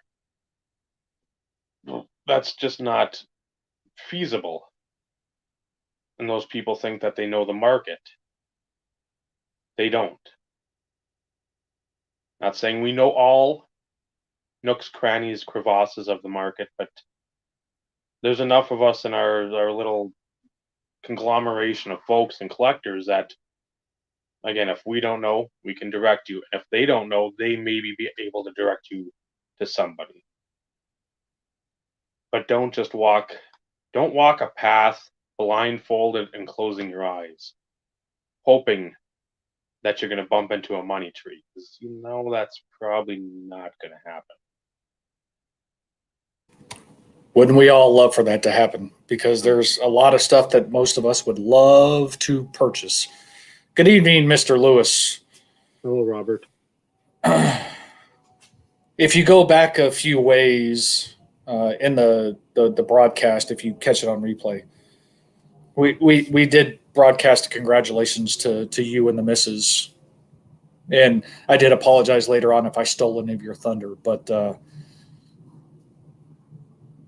I'd say sorry, but am I really sorry? No. I am, but I'm not. No. Because you're a big part of this group, and it was a very proud moment for all of us when we heard. So I had to share on your behalf. Please don't hate me. And even if you do, I still love you. Yeah, I think it was about 45 minutes in, so about that time frame, that right after some very positive discussions that we had. Yeah, I was trying to take us away from a path of doom and gloom. Well, no, doom and gloom, but potential reality, as we alluded to. Anything can happen these days, and we're consistently seeing the overall jacked up mentality of a lot of people, and it's a potential, it's a possibility, but at the end of the day, the one thing I can still look at it from a positive perspective is the people I still continue to surround myself with and expand the friendships as best as what I can. I mean, sometimes it's difficult. That's one reason why I love the group chat that we have, is because it's easy to keep up with a lot of things. But should I do a better job in certain instances to reach out to other people that I may not have their cell phone number? Probably. But as I always say, and I'm not using this as an excuse, adulting sucks. And sometimes you just do want to break away and have some downtime from the doses of everyday, reality, whether it be work, kids, school, sports, paying bills, fixing this doesn't matter. But I have to say, it's one of those in which, regardless of where we go, each and every episode, positive, negative, reality, fiction, it doesn't matter. There's always a sense of camaraderie every week that we do this. And although this is not always about rainbows, sunshine, and unicorns, it's still real. And not everybody's always going to agree with our opinions, which is fine. We expect that. That's what we want. That's what creates conversation. Mm-hmm. But at the same time, at least we're two passionate individuals who care about the hobby, who care about the future of the hobby, and quite frankly, the safety of our friends in situations as we navigate the crazy market that we're in currently. And if anybody ever wants to have an in-depth conversation and disagree with an opinion with either one of us, let's talk about it. Like I said, it creates conversation. Like I said, not everybody's going to agree with everything that we say. And we expect that. And we want that. Mm-hmm. We don't want everybody to believe everything that we say. sometimes we get on our soapbox and kind of go off on certain tangents and may offend somebody, not intentionally. That's one thing that we ultimately don't want to do. But, it can happen. But we want people's opinions. We want people's feedback. We want people to feel comfortable coming to us, asking questions, engaging in conversation, bringing up topics that maybe Dave and I haven't thought about. Because you guys are what ultimately keep this going. And that's what we need from each and every one of you. And I know there's times in which there's been we've been having a conversation and the chat's going on a completely different tangent. And honestly, I love that because that means you guys are engaged and everything else along those lines too. Completely different than what we're talking about. And not to change the subject, but we all know baseball sucks. Sorry, Ed, it's reality. Carlos, baseball sucks. It's a known thing. Those basketball guys know baseball sucks. All right, just kidding. And getting back to the semi on topic, it'll be interesting to see whenever these shows start to reoccur. If you've got these charlatans and pumpers and dumpers, if they're going to have speaking engagements at these shows, because you've got a VIP room, you've got, I want to say at the Rosemont, you've got the ability to have separate, I don't know if it's a conference type rooms or whatnot. If at some of these hotels, they have, here's Gary Vee's going to be doing 2 presentations, Wednesday night for VIPs, and then a Saturday night one for the commoners. How much of that, and then how much kickback of the fiduciary nature will they be getting? Because again, that's what they're about. They're not the collectors. These aren't people that are actually going to be in it for the long haul. These are the people that are jumping in now because they see folks just standing around with money in their hands, I need something to buy. They see that and they're like, okay, I can do this. And then when there's nobody standing around with money to buy stuff with, I tell you now, look for them at that point in time. Like the tumbleweed that'll be rolling across the road, they will be long gone. So I wonder how that's going to work out, because again, people are going to be wanting to hear, because it's such a fanboy, fangirl thing, that once you buy into the hype, that folks are going to want to hear more and more and more. See, I'd pay to go just so I could poke holes in it. Just throwing that out there. Within reason. I mean, if you're talking $1,000, I'd have a hard time paying $1,000 to poke holes and stuff. But then again, I could probably be that jack off in the back row, heckling the crap out of them and calling BS throughout the entire speech, and then probably get kicked out and banned for the rest of eternity. I would have to, dig deep into my find my inner Carlos, which I think I could do. Carlos, I do need some additional training. I know you don't take Doge, but Ether you probably would take. But I need some additional inner Carlos lessons in the event that I ever choose to do something like that. And I think you could teach me, maybe not to the level of you, but I feel like I could get kind of close. Could probably get some additional lessons from Vinny, and combine them into one. So it could get interesting, but it's interesting that you put that out there, because a lot of these type, I don't want to call them conferences, but in the workplace, technology conferences, telecom conferences, computer conferences, any stuff along those lines.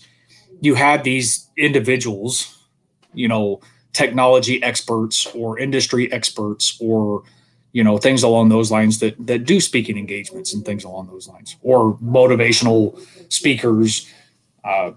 Is it possible that does like a national turn into an additional money maker for some of these individuals? Is it possible? I think it will, just because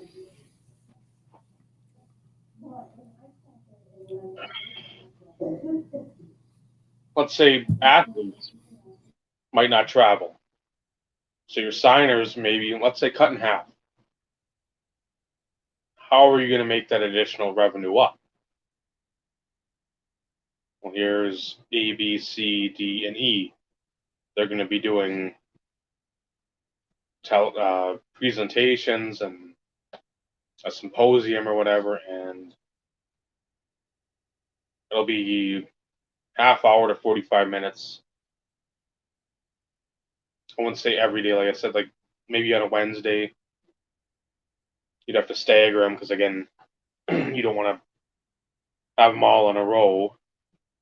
But I could see that happening just because, A, the nature of where the hobby's at right now, and B, you're not going to get a lot of these Hall of Fame veteran type guys wanting to, as you mentioned earlier, being in an absolutely sardine packed stuffed room with people that are just breathing heavily on them. Oh, Mr. Sanders, can I have your autograph, please? I'm such a big fan. And you're just, I wouldn't want to do that anyway. And in this climate, and with the conditions of which they are, no, especially when you're getting people all over the country. Who knows? And again, the world. Somebody's coming from Japan. Somebody's coming from China. Somebody's coming from, I don't know if Australia's open. There's a big collecting group down there. Somebody from France, Germany, England. You just don't know. No, Carlos.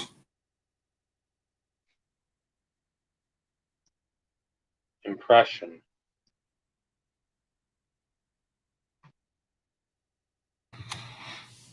No, LA Pats. That is 100%. Which is why it interests me that Dave would bring it up as a potential, because, like I alluded to earlier, it's some of this is like they're looking for the get rich quick scheme, and the only way you get rich quick is usually doing something illegal. Because you usually have to work, and you have to work hard at it. So it's for certain speaking engagements, I definitely could see it. And people probably paying big money for the opportunity to actually get within a few feet of, what they would consider to be icons. To me, they're not anywhere close to that. They're people.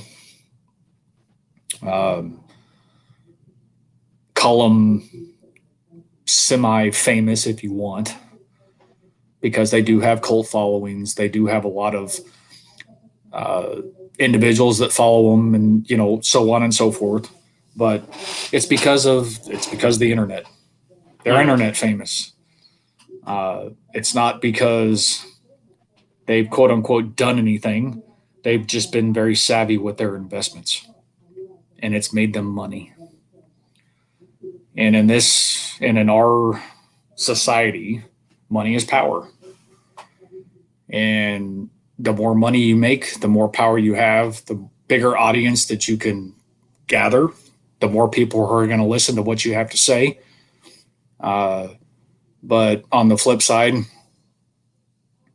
you have to You have to be able to think for yourself, because who's to say that they couldn't lead you off to go jump off the Golden Gate Bridge? Mhm. You know, I know that's a little excessive, but it's reality. Uh, for all you know, they could be sending subliminal messages telling you to do this, to do that. When you sit there and you hold on every word, you're setting yourself up to be led to slaughter. So always think for yourself, follow your gut, stick with your gut instincts, talk to people that you trust. Uh, that's the best piece of advice I can give anybody. And do the research. Vinny had said before he got back in, he was checking out eBay auctions, checking out this, checking out that, seeing where markets were going before he just dove in. Do research. You might not get the immediate gratification of having something in your hand, but 6 months, 6 weeks, 6 days from now, if you made a purchase that day, 6 days later, oh man, that thing went for a third of the price. 2 weeks later, it went for 2/4 or 2/5 of the price of that. You're like, oh, I might have jumped in a little excessively there. Do research. This market is tougher. I will say that because everything is it's just so wonky. High, low, depths. I mean, it's just all over the place. But Yep. if it's something limited, as we've said, check comps of something that might be of the same nature, and then go with your gut. If it's something like a Prism Silver, you can wait out that rush. You can wait out the waterfall, the rapids. You can see sort of where stuff is going. You don't have to, oh man, it's a LaMelo Ball, Prism Hollow, Prism Silver, whatever it is. It's the first one on eBay. You know what? Slam on the brakes. You don't need it. There will be, believe it or not, more listed. Thousands to be accurate in that situation. And not allegedly either. Correct. Yeah, there is no allegedly about it. So, on a side note, anybody want to buy some Tim Tebow's? are there any If anybody fans? Are there go start, it's interesting. People are crazy. Well, for him, he's People are another. crazy. He's I won't say transcendent talent. You could call him though more celebrity-esque. But I don't. He appeals to a couple different crowds. He does. Football He does. and the one on Sundays that usually is before football. Yes. So you have that, and then you have him in the news, so that'll help that market. Well, here, prime example. Because knowing that, and I'm not 100% sure, but I caught a headline blurb, and I think they've extended him a contract. I think. Yeah. Jacksonville has. So I'm like, okay, so we know he's coming back to play, and I'm like, let's just go take a peek, see what's going on. Some of the recent sales aren't like way out there by any stretch of the imagination, but the stuff that's like ending today and tomorrow, it's like, holy cow.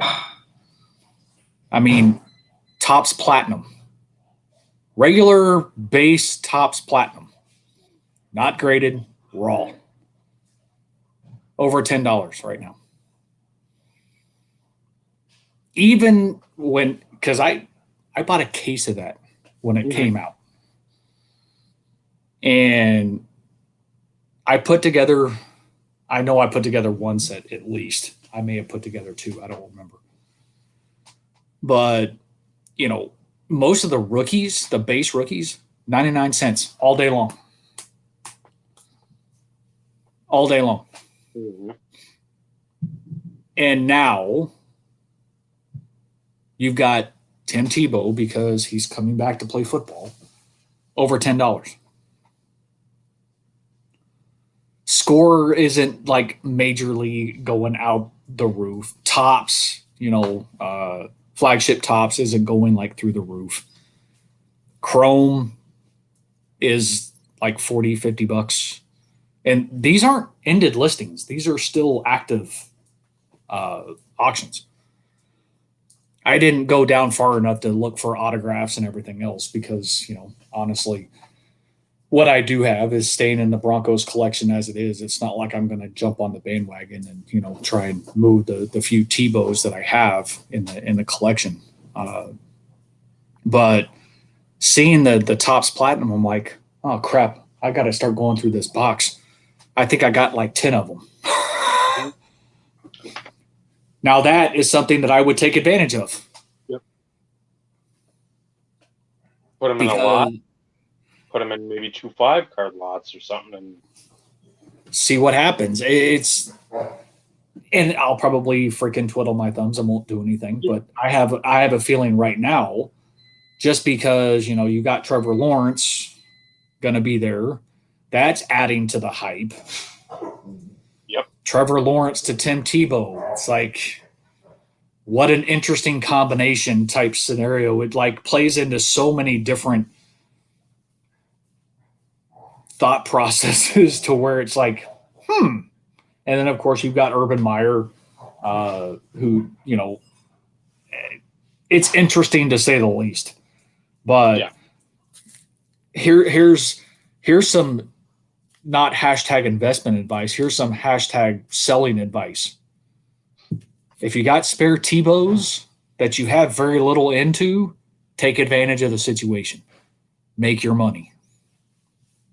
You're welcome. Have a good day. Yeah, that's just I don't know. I don't know how it's all going to play out down in Jacksonville. I really, really don't. One part of me wants it to absolutely crash and burn. I know, a shock. Okay, I wish you would have been sitting down for that, Steve. Another part, I like the cons. Shad, or what's that? Shad? I don't know if that's the father's name, but Tony. He's got his fingerprints on the AEW, so obviously I got a little more vested interest in that. But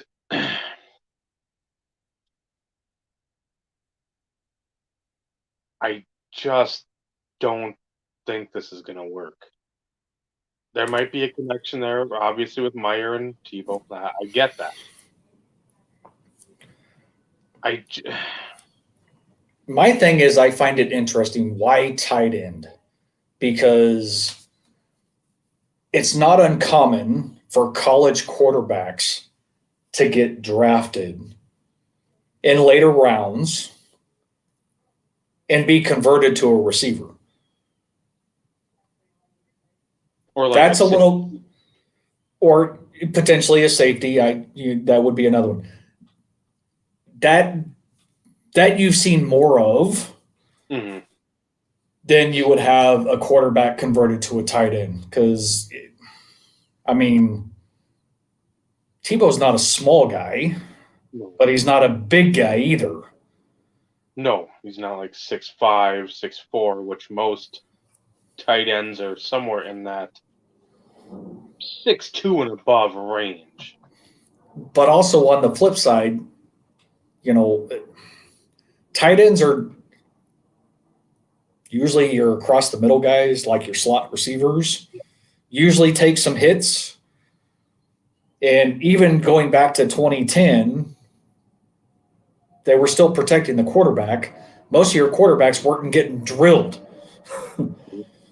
If they were, of course, players were getting flagged. Not so much, or not as much as what you see nowadays, but they were still protecting the quarterback even then. So my question would be, how well is he going to be able to take hits? And to answer your question, that's going to have to be taught. Blocking will have to be taught. Mm-hmm. Because as a quarterback, you, of course, know nothing about blocking schemes and everything else. But as a tight end, blocking schemes probably are a lot easier to be taught than if you were like moving to left guard or center or something along those lines. They're a little bit more complex as far as blocking schemes go. But my guess is that he's going to be limited as far as the number of snaps he takes. They're going to be specific to him. Mm-hmm. He will be the prime target in said plays. And before long, if that's the case, defenses are going to pick it up and they'll freaking light him up. Yep. Because they're going to be able to know what's going on. He's not going to be like a Gronk. He's not going to be like a Kelsey. He's not going to be like a Gonzalez, a Shannon Sharp. Any of these big time Antonio Gates, high caliber star tight ends. He's not going to be one of those. Now, this is speculation. He could prove us all wrong. He could prove us all wrong.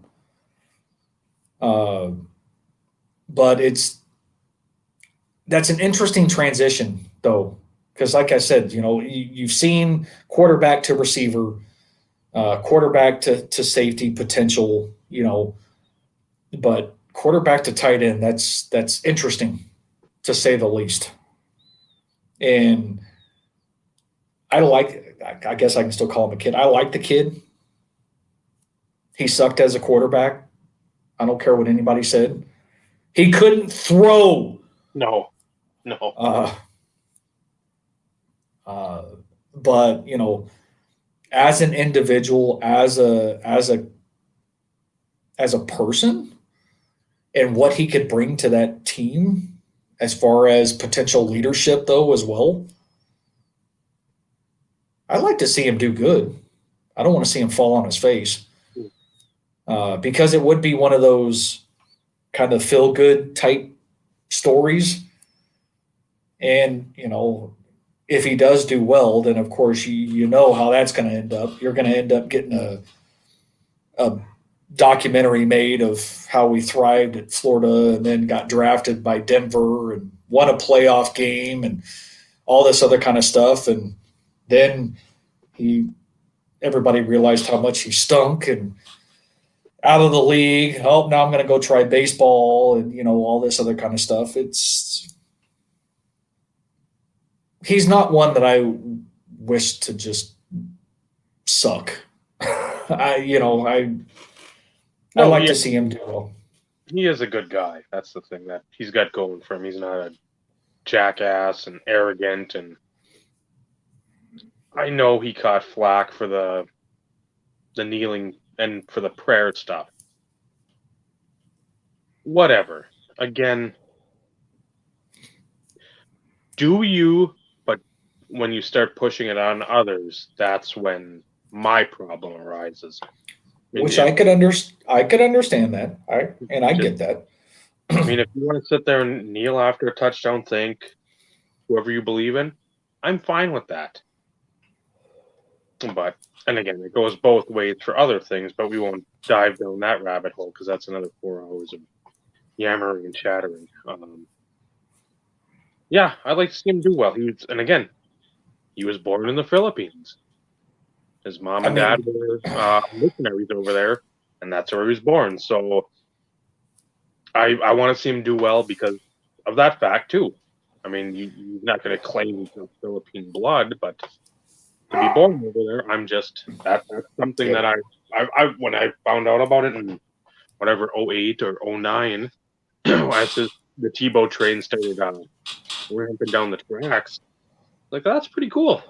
Something different. Again, you try to find something different that isn't, oh, this kid went to prep school and his parents paid a ton of money and blah, blah, blah. Okay, I can see now where he gets his faith-based life from. I'm like, it makes sense.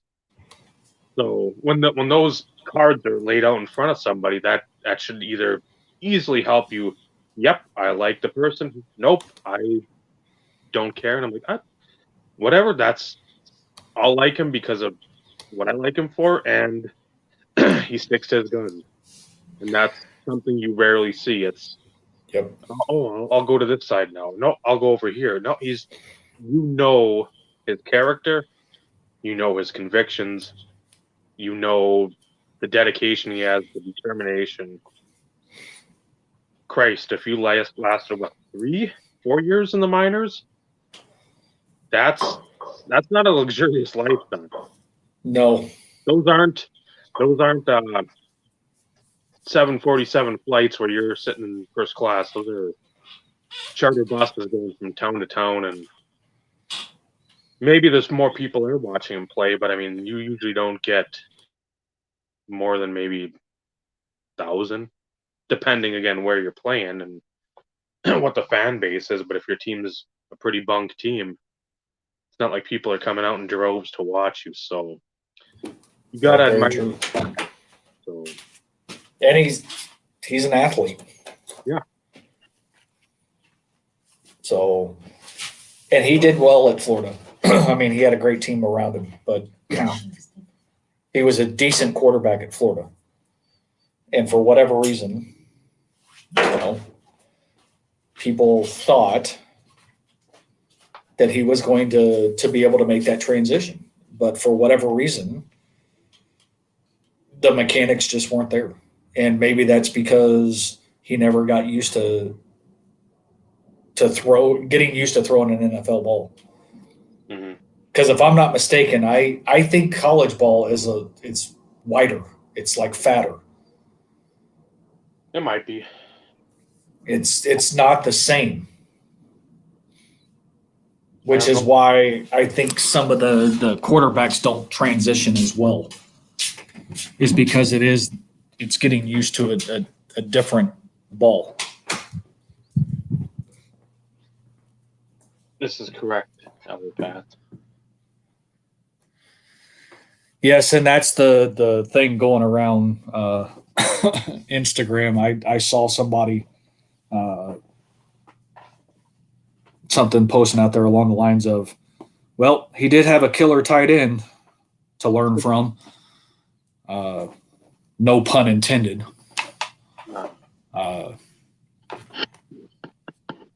But that's the thing. That's kind of what we were talking about, is the fact that, can he block, or is he going to be in there in specific plays that are specific for him, and he's the primary target type situation? Because although as a quarterback, a lot of the routes and things along those lines based on specific play calls and things along those lines, but there's still,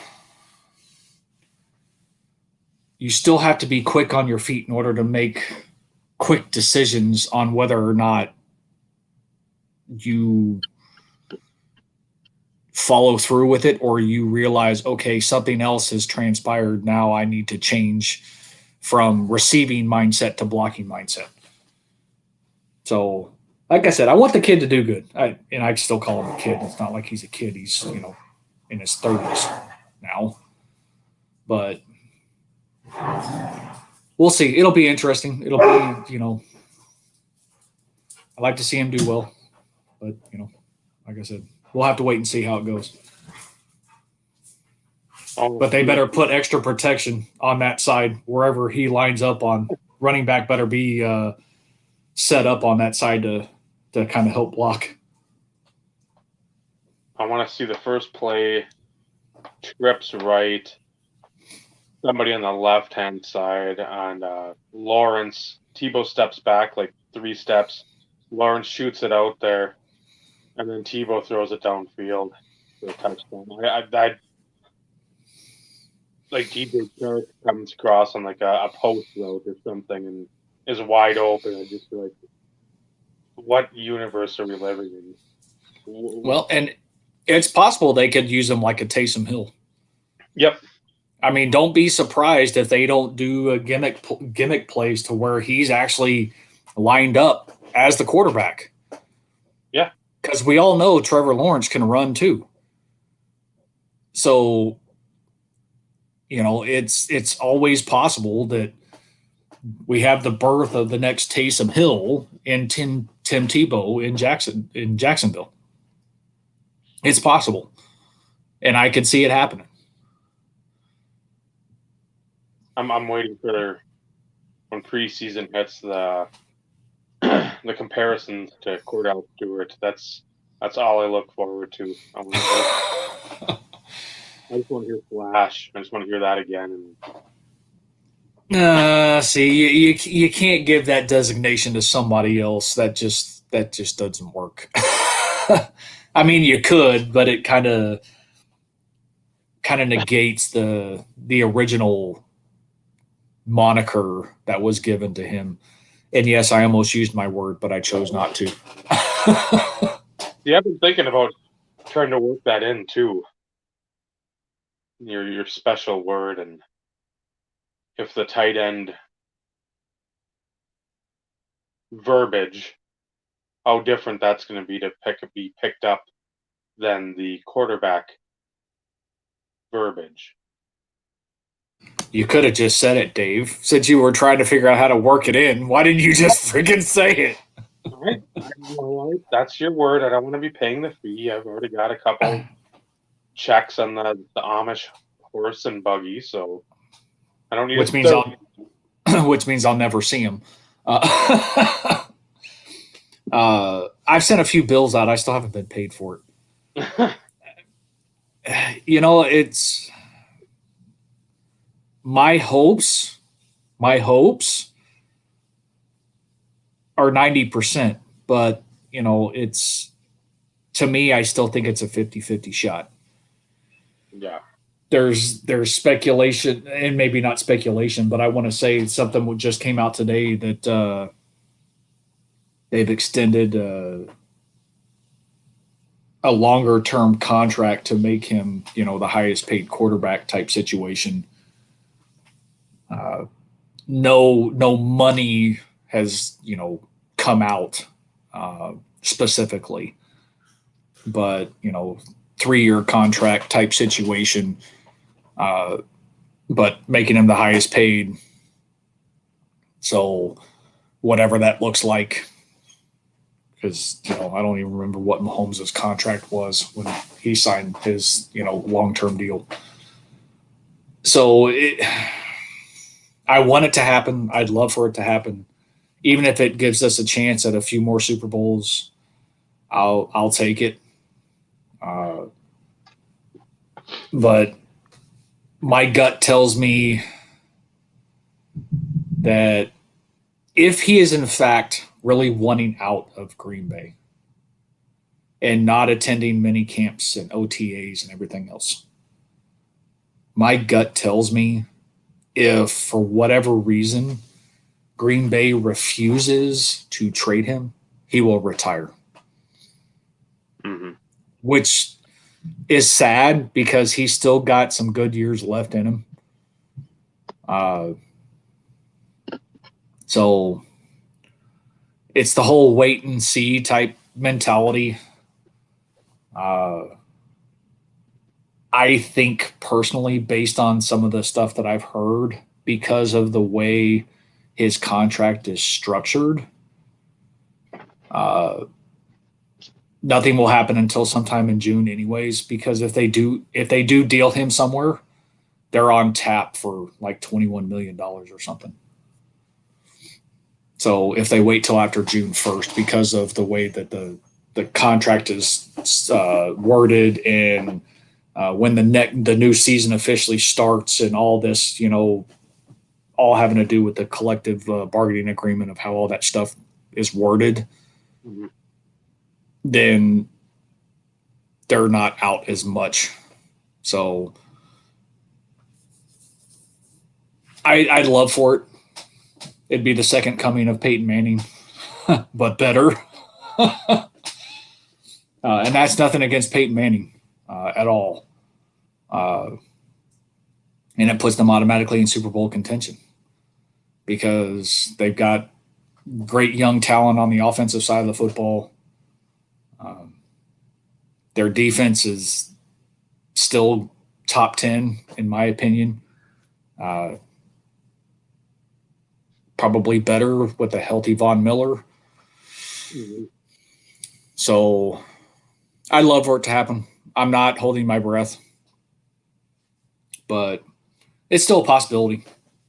Still a possibility, especially because it'd bring him closer to the West Coast, closer to home, so to speak. And if for any reason he does get like the Jeopardy gig, it's not near as bad of a commute for him. So, and in the later months of the football season, guess what? He's already used to playing in crappy weather. yep. So it's not like somebody coming from Miami, Jacksonville, Charlotte, Houston, Dallas, up to Denver, and having to deal with it. Rodgers played numerous games in inclement and atrocious weather, so there's always that to think of too. So, well, on the flip side, a lot of people are still thinking that because Denver didn't draft a quarterback, they're set on Locke being their quarterback. And I 100% disagree with that thought process because if that was the case, they wouldn't have brought in Bridgewater. Yep. So it's going to be a quarterback competition, unless something happens with Rodgers. And that's always the big question. It's still going to cost them probably 3 number ones at a minimum to get them. The biggest thing in Denver's favor, though, is Denver has the money to pay him. Mm-hmm. So Denver, I don't think, would be concerned about giving some of the first round picks up, especially if they were to make deep runs in the postseason, because then, of course, Green Bay would only get later first round picks. Yep. Which doesn't mean that there's not talent at that end of the spectrum either. But it's not going to be, in the top 10 type situation. Or it shouldn't. Theoretically, on paper, it shouldn't. But, it's not just the 3 number ones that they would potentially have to give up. It's also going to be, probably Locke or Bridgewater lumped into that because no Rodgers, all they've got is Love. Mm-hmm. They have to have another quarterback. And they're going to have to give up some young talent, probably both on the offensive and the defensive side of the football, on top of the draft picks. So it will be a lot. I'm not saying that it's not going to be a lot, but it could be worth it if you get 3 to 5 years out of them and the potential for more Super Bowls. Yeah, I could see Tim Patrick being one of those. I could see Drew Lock because I'm doubting they'd want Bridgewater. And then Lock would be just one more year if they declined his option. I think so. And then, again, I don't know what they'd want on the defensive side. I'm not going to begin to surmise without seeing the roster in front of me, but cornerback, everybody always needs corners. So you may be able to get away with 2 first rounders, but you're going to have talent, and then you're probably going to have another couple second rounders. You're going to have to. It's going to be a stout package, but it won't be the Herschel Walker. As long as you stay away from the Herschel Walker trade, of the barometer. I think the cupboard isn't obviously bare, and but you don't want to be, because you don't know. It's not Carlos's favorite quarterback, where he's got the want to continue to collect those rings. I don't know how much. I don't want to question it, but I don't think the dedication is on the same level for Rodgers. I think he eyes that if he can get that Jeopardy job, that's pretty much, I'd imagine, curtains within a year or two at the most of him playing football. Well, the other thing is, I don't. He wants long-term commitment, so at a minimum, it's got to probably be a 3-year contract. Would be my guess, because he wants commitment. He doesn't want these 1-year contract deals. He wants more of a longer set deal, and he's not getting any younger. No, We all know that. But, 3 years isn't bad. I mean, I think what they gave Peyton 3 with a 4th and a 5th year option, I think. Something along those lines. I can't fully remember. So if he wants 3 years, I think 3 years is feasible. Like I said, Denver can afford to pay him because they've got the money. And I think they've got enough young current talent on both sides of the football that can help, spice up the trade though too. But I do want to circle back because I don't want to, just derail this and have this go, strictly Aaron Rodgers talk. Clearly, you're already derailed. Kiss my ass. Like 110% derailed. They can hear you. And it wasn't 110%, but that's cute. Did you say they could hear me? Yes. I don't care. I know you don't care. Love you. Go inside. Love you big. But yeah, I wanted to circle back to that question. And I'm going to be 100% honest. I honestly don't know. Because early on, I think all of them, the top 5 guys, are all going to be seeing a crap ton of hobby love early on. Lawrence, I think, is still going to somewhat maintain, even if he doesn't play as well. Yes, that's for DC. Fields. Because of Chicago?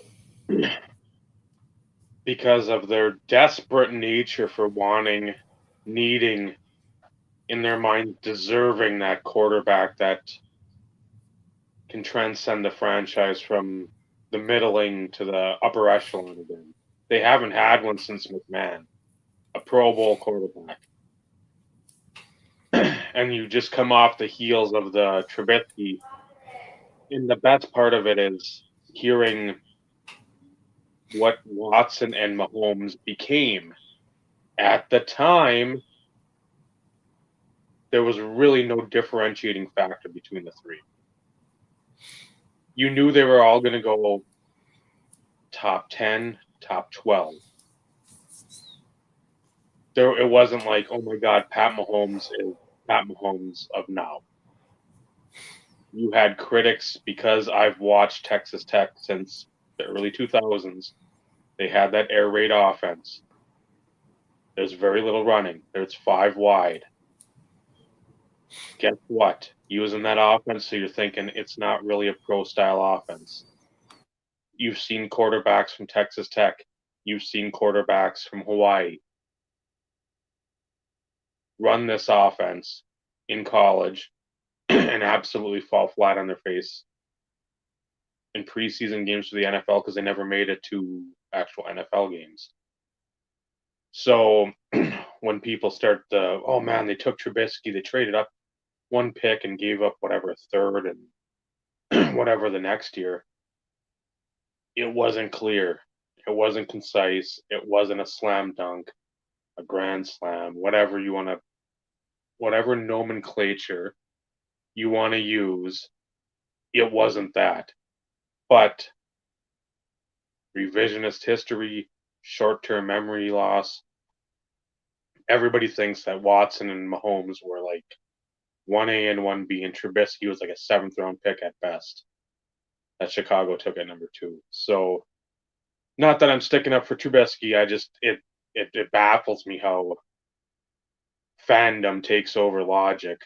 But I live in the land of the Vikings, so I should know that very well. But I think it's just that I could see that, and that makes sense. Lance still seems a little raw from what I've gathered with a lot of what they were saying during the draft. And if they don't piss off Garoppolo, he has somebody decent to learn under and everything else along those lines. So he probably he'll get the hobby love, but not to the extent of somebody who's going to start. So if you look at from a starter perspective, you know Trevor Lawrence is starting, and they're probably going to start Josh Fields sooner than later. Justin, sorry. That's going to happen. Yep. And I hate to say this, LA Pats, Mac Jones is going to sit on the bench. And I say that because they paid Cam Newton. They paid him to come back. Granted, he fell in their lap. That was the guy that they wanted. I still don't think he's going to start. But from a hobby love perspective, it's possible that he could start seeing some increasing value, so to speak, as things progress throughout the season. I don't think Stidham is their answer either. So from that perspective, they took Jones as their way of their future franchise quarterback. So from that perspective, he's going to get some love without a doubt because people are going to bank on him to be the future of the franchise. Lance, it's one of those in which, like I said, I don't see him getting as much just because he's going to probably be riding the pine. And where did Wilson go? Jets. Thank you. And who do they got right now? Nobody? If they do, it's just going to be some placeholder. If that, I can't even. Because Darnold got traded, so he's probably going to be thrown into the starting role then. So early on, people will probably want to bank on him. Mm-hmm. But the fact that there's 5 what I would consider high quality quarterbacks this year is going to be interesting, especially in the group breaking market, because I think you're going to see fluctuating prices based on those 5 teams and what they do throughout the season. That's going to dictate that pricing. Early on, if something does, when it first comes out, National Treasures, of course, the Jags are probably going to be overly priced. But if for any reason Lawrence is slumping or whatnot, I could see that price dropping a little bit, but, like Chicago's going up or New England's going up to cover that difference. So breaking's going to be interesting, I think, from that perspective. I think I already gave you my take on Fields. Wilson, it seems like they've improved a bit with the Jets. I still think they're bottom of the AFC East. They're not surpassing Buffalo. They're not surpassing Miami. New England, I think, has done enough to get back to like a 7-9 type of record. And as we get closer to the season, we'll do more of that stuff. Probably dedicate an episode just to the preview because, again, we initially started this off as like a more football-based thing, and that's where our knowledge really lies in great depth. But I think with Lance, you have the makings, and it's sort of playing out, for me at least, from what I remember, the same way as the Houston Oilers. Now, I'm not saying Trey Lance is going to turn out to be Steve McNair, but you've got a serviceable quarterback when he's healthy, and when pieces are around him that are healthy, can be very good. Chris Chandler, back then. Garoppolo, now. I'm not saying that they're going to the Super Bowl. I'm not prognosticating that. I'm saying when healthy, when everybody's healthy, everything is right. Both quarterbacks weren't elite, but they are in that next tier, in that next discussion, even if their career stats have not or did not dictate otherwise. But they don't stay healthy. Chris Chandler, his nickname wasn't Crystal Chandelier for no reason. I mean, he was constantly hurt. You go back, you just type in on YouTube, 1994, 95, even go back 93, 92, NFL primetime. Just a full, like, the hour-long highlight show. You will see him getting destroyed. And he doesn't get up right away. He's out. He's out for 4 weeks. He's out for 6 weeks. He's out for 2 games, whatever. It's the same thing with Garoppolo. Immense talent when healthy and when pieces are surrounding them on the field.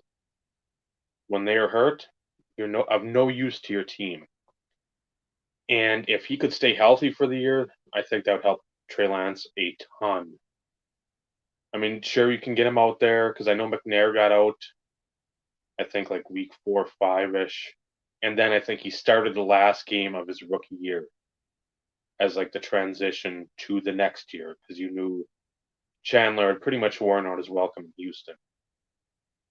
And you didn't spend that number 5 pick on, I think number 3 on McNair just to sit him another year. So I can see that happening if Garoppolo stays healthy. Again, that's a massive if. So I think he's missed, I don't know, it's been like 23 games the last 2 years. Yeah, he's missed a ton. So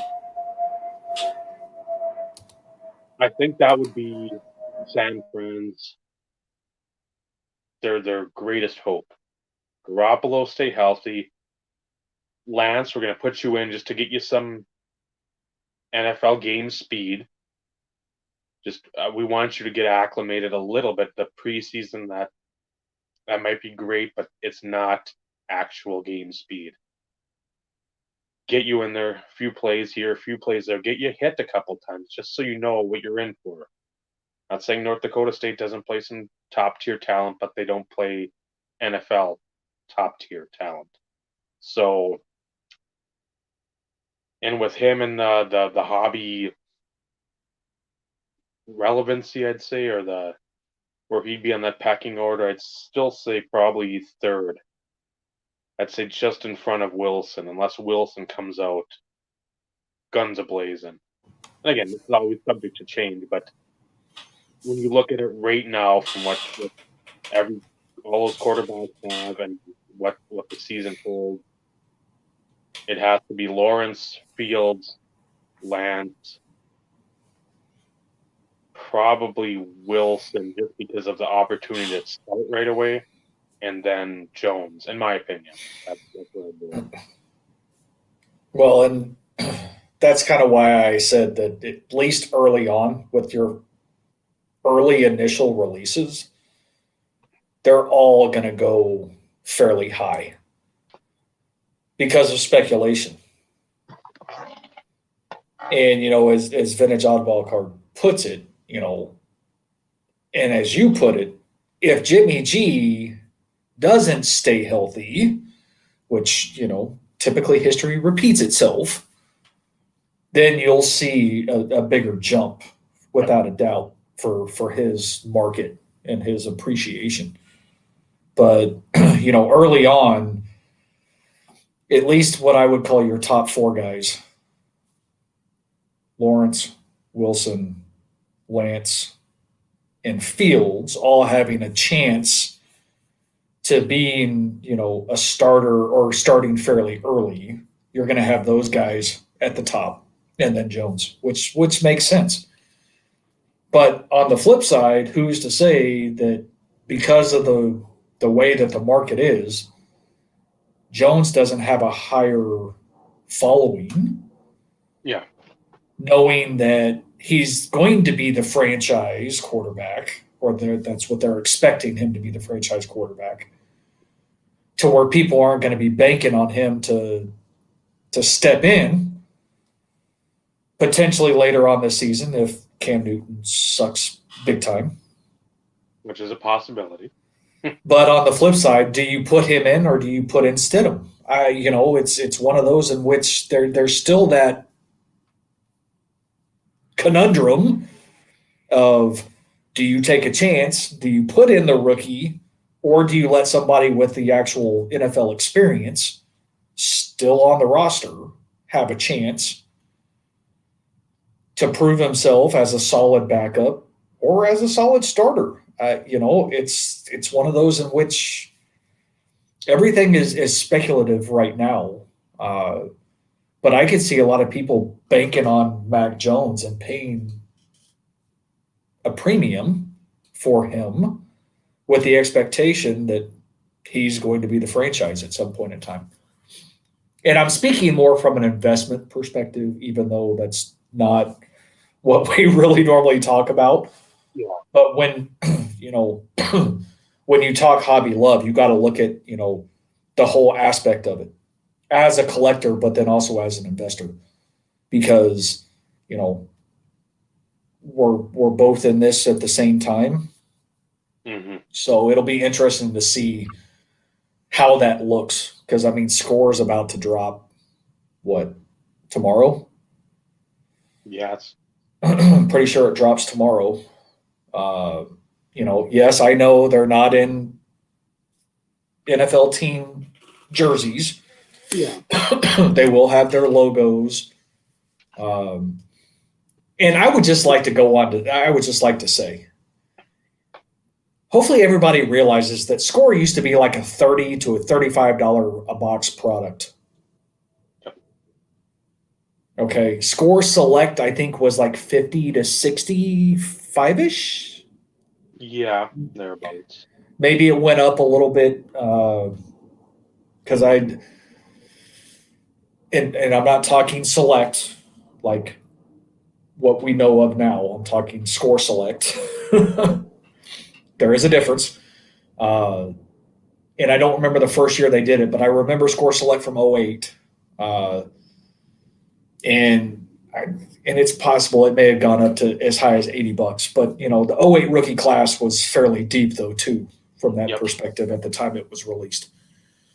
But Score was the second lowest tier besides like Topps Total as far as pricing was. From our day, it would have been like Collector's Choice, come Topps. up to Score, then up to Topps. Like if we're going back to like 95, that's what I'm thinking in my mind right now. It's like, and that's fair because Topps Total was only out for a couple of years though too. Yeah. And I wouldn't consider the Pro line because that was low, but we're going with stuff that held on for a little longer. But Score was meant mostly as a retail product, though, too. You could still buy it in a hobby shop. It wasn't the same as what you think of now in retail. But Score was really mostly a retail product. You could still buy it in a hobby shop, but it was more geared towards retail because it was cheap. 2021 Score is $300 a box. And it's now because it is strictly geared towards hobby. And I don't remember the breakout, but it's got 6, 8, 10 autographs or something in it nowadays, which makes sense as to why it has a higher price point. But something else to think about. If it's got that many autographs in it, we're flooding the market now with autographs. We've already been doing that for a time. You know, we did it with memorabilia, jerseys, and everything else. So we all know that, I mean, everybody wants the autograph. I get it. That's where the value is. We all understand. But when you start throwing in more autographs into a product, it just oversaturates everything in general. But on the flip side, if I'm a manufacturer, I'm going to entice the product as much as what I can to sell as much, as many units as I can. I get it. But $300, $299.99 or $299.95, whatever, for a box of Score hobby. And if you get that many autographs in a box, you want to know how deep that checklist is? Go dive to the bottom of Lake Superior. That's about the depth of the checklist. Right. It's not going to be your top 10, top 20 guys and the prime veterans and the upcoming young players. It's going to be Steve and I have a dual autograph in there even. I think Carlos and Bobby have a dual autograph in that Score set. Which also will lead back to the National if it happens. What kind of pricing will be on the retail there? Now we've talked about retail nonsense, people pulling guns, fighting, absolute limits on everything. I know you haven't been national, but you've got you'd have a Dave and Adams mega 20 table, 30 table square rectangle of stuff. A lot of wax. I mean, you could find wax for days. Steel City had a bunch. Blowout has a bunch. What are the prices going to be? And what is the depth of... I lied, Dave. Sorry, I didn't mean to interrupt. It's 4 autographs per box. Still, that's... So here's the breakdown, just real quick. Configuration, 10 packs per box, 40 cards per pack. Okay, so, it's like, yep. So box break, 4 autographs, 90 rookies, 10 parallels, 36 inserts, and 1, because I'm Carlos, special tribute card. Makes sense. And you know what I'm alluding to when I say that. It's in the same vein of like Prestige has been the last few years in the hobby. You get the one autograph, and usually it's from like Utah State or Oregon Valley Technical Community College and Culinary Arts or something. But I mean, it cuts down on, I guess, for breakers, that's easiest. You get 4 packs, bam, there you're done, instead of ripping open 20, 36, 28, 24, whatever the numbers may be. But yeah, and of course, I'm sure at some point they'll probably pump out a retail, because again, putting anything out is money right now.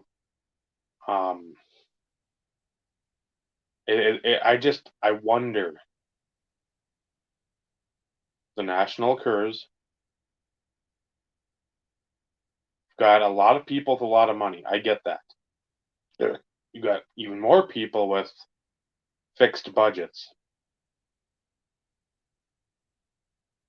Good portion of those people don't really. They've got a focus, but it's not narrow. It's, you know what I'm going to do? I'm going to buy stuff I like. I don't care. Terrell Davis, Mike Modano, Bobby Abreu, Tom Brady, whatever it is, I've got the means to afford. I'm going to purchase said cards. And then you've got folks like us where you've got your sets and your TDs. I've got my 18,833,657 player PCs that we're dedicating all our funds to.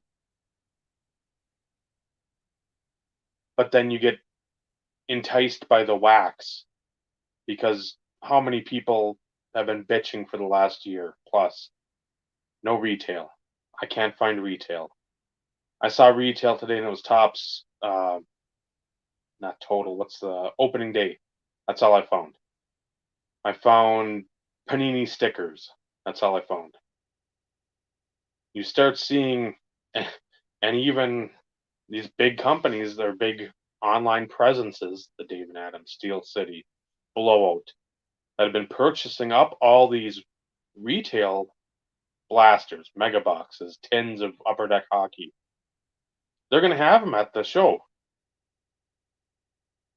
So now you're going to have people that normally be relatively focused being drawn away by the retail, the blasters, the boxes. Then you're going to, I still think you're going to have these influencers there putting on their symposiums. It's just, if they're in it for the money, it'd be foolish for them not to capitalize right now while the market is just absolutely white hot, especially somebody like Ken Golden.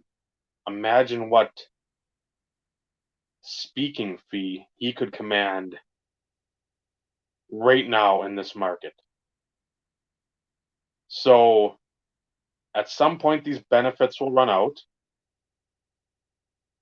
because, again, it's gotta. You can't keep, if the economy keeps on trudging upwards, but people aren't working because the government keeps on giving them money. At some point, that runs out. But then if you get everybody in one big old building and you put all these, I don't even know, these golden horseshoes everywhere. Oh, there's 90s inserts over there. Oh, there's retail and actual hobby wax over here.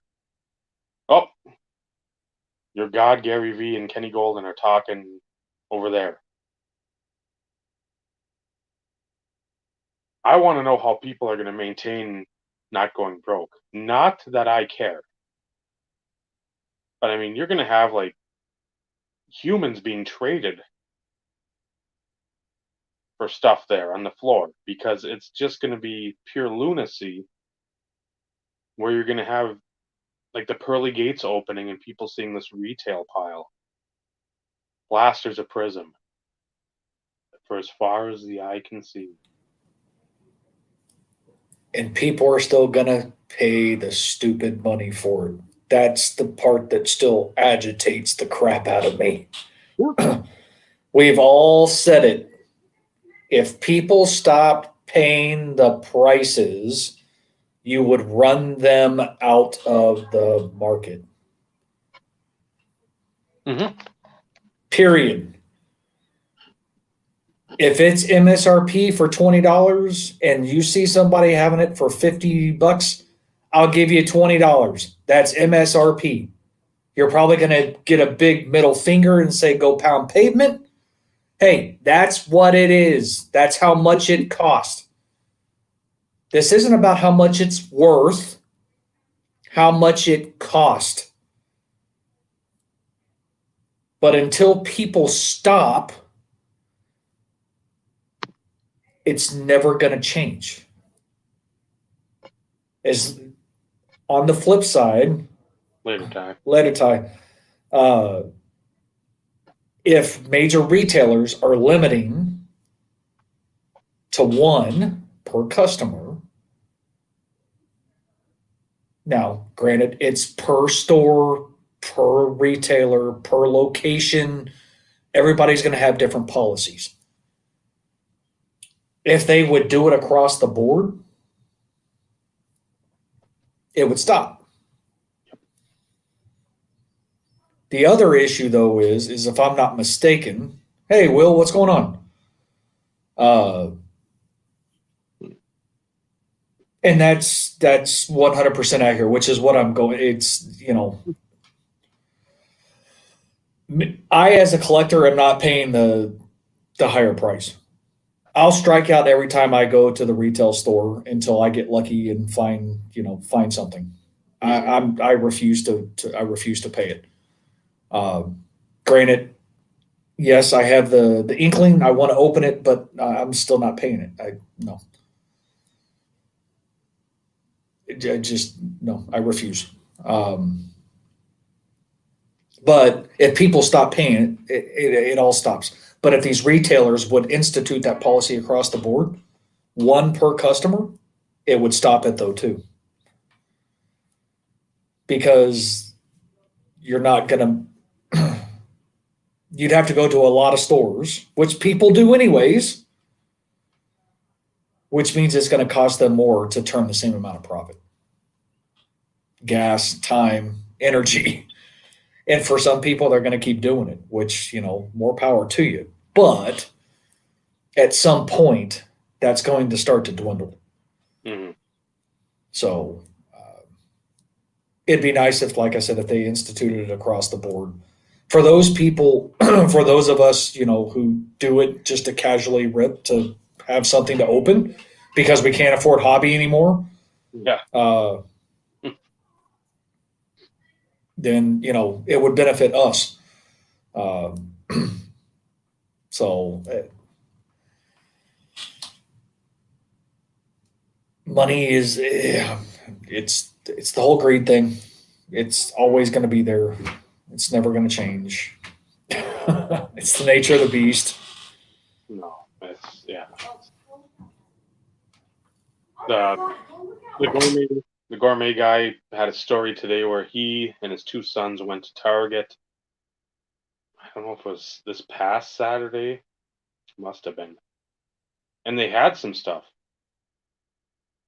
And he's like, because his kids are, I think, I don't know if he just turned 10 or he's 9. Must be 10. And then one's, I think, 7 or 8. So he's just like, I'd like 3 packs of the Panini Prism basketball. And Mr. Security Guard's like, no, you only get 1. It's like, well, there's 3 of us here. I'm just going to give them my card, and they're going to be opening the stuff anyway. He's like, no, just 1. And I'm like, that's where loose definition comes into play. yep. And I'm just like, I'd be like, well, then I'll give them $10 each so I can go make a separate transaction. He's like, no, it's the same thing. You only get 1. It's like, so you've given away everything basically to these people before. These guys are doing it, quote unquote, by the book or by the rules you have laid forth. And they're not able to get it. So yeah, he was beyond pissed. And he's like, okay, whatever. And he left. And then the next day, the same stuff was there. I was like a different person to come over. And he asked this girl, he's like, so if I've got my 2 sons with me, I can only get 1? Or if we do 3 separate transactions, we can get 1 each. And she didn't say anything. And he's just like, be nice if these rules and these regulations you had, I'm not trying to be a dick. They're consistent. They're across the board. It's not one day, then you see these guys come in and boom, there's a bunch gone. We're just ripping it. We haven't been able to rip anything. We're not selling it.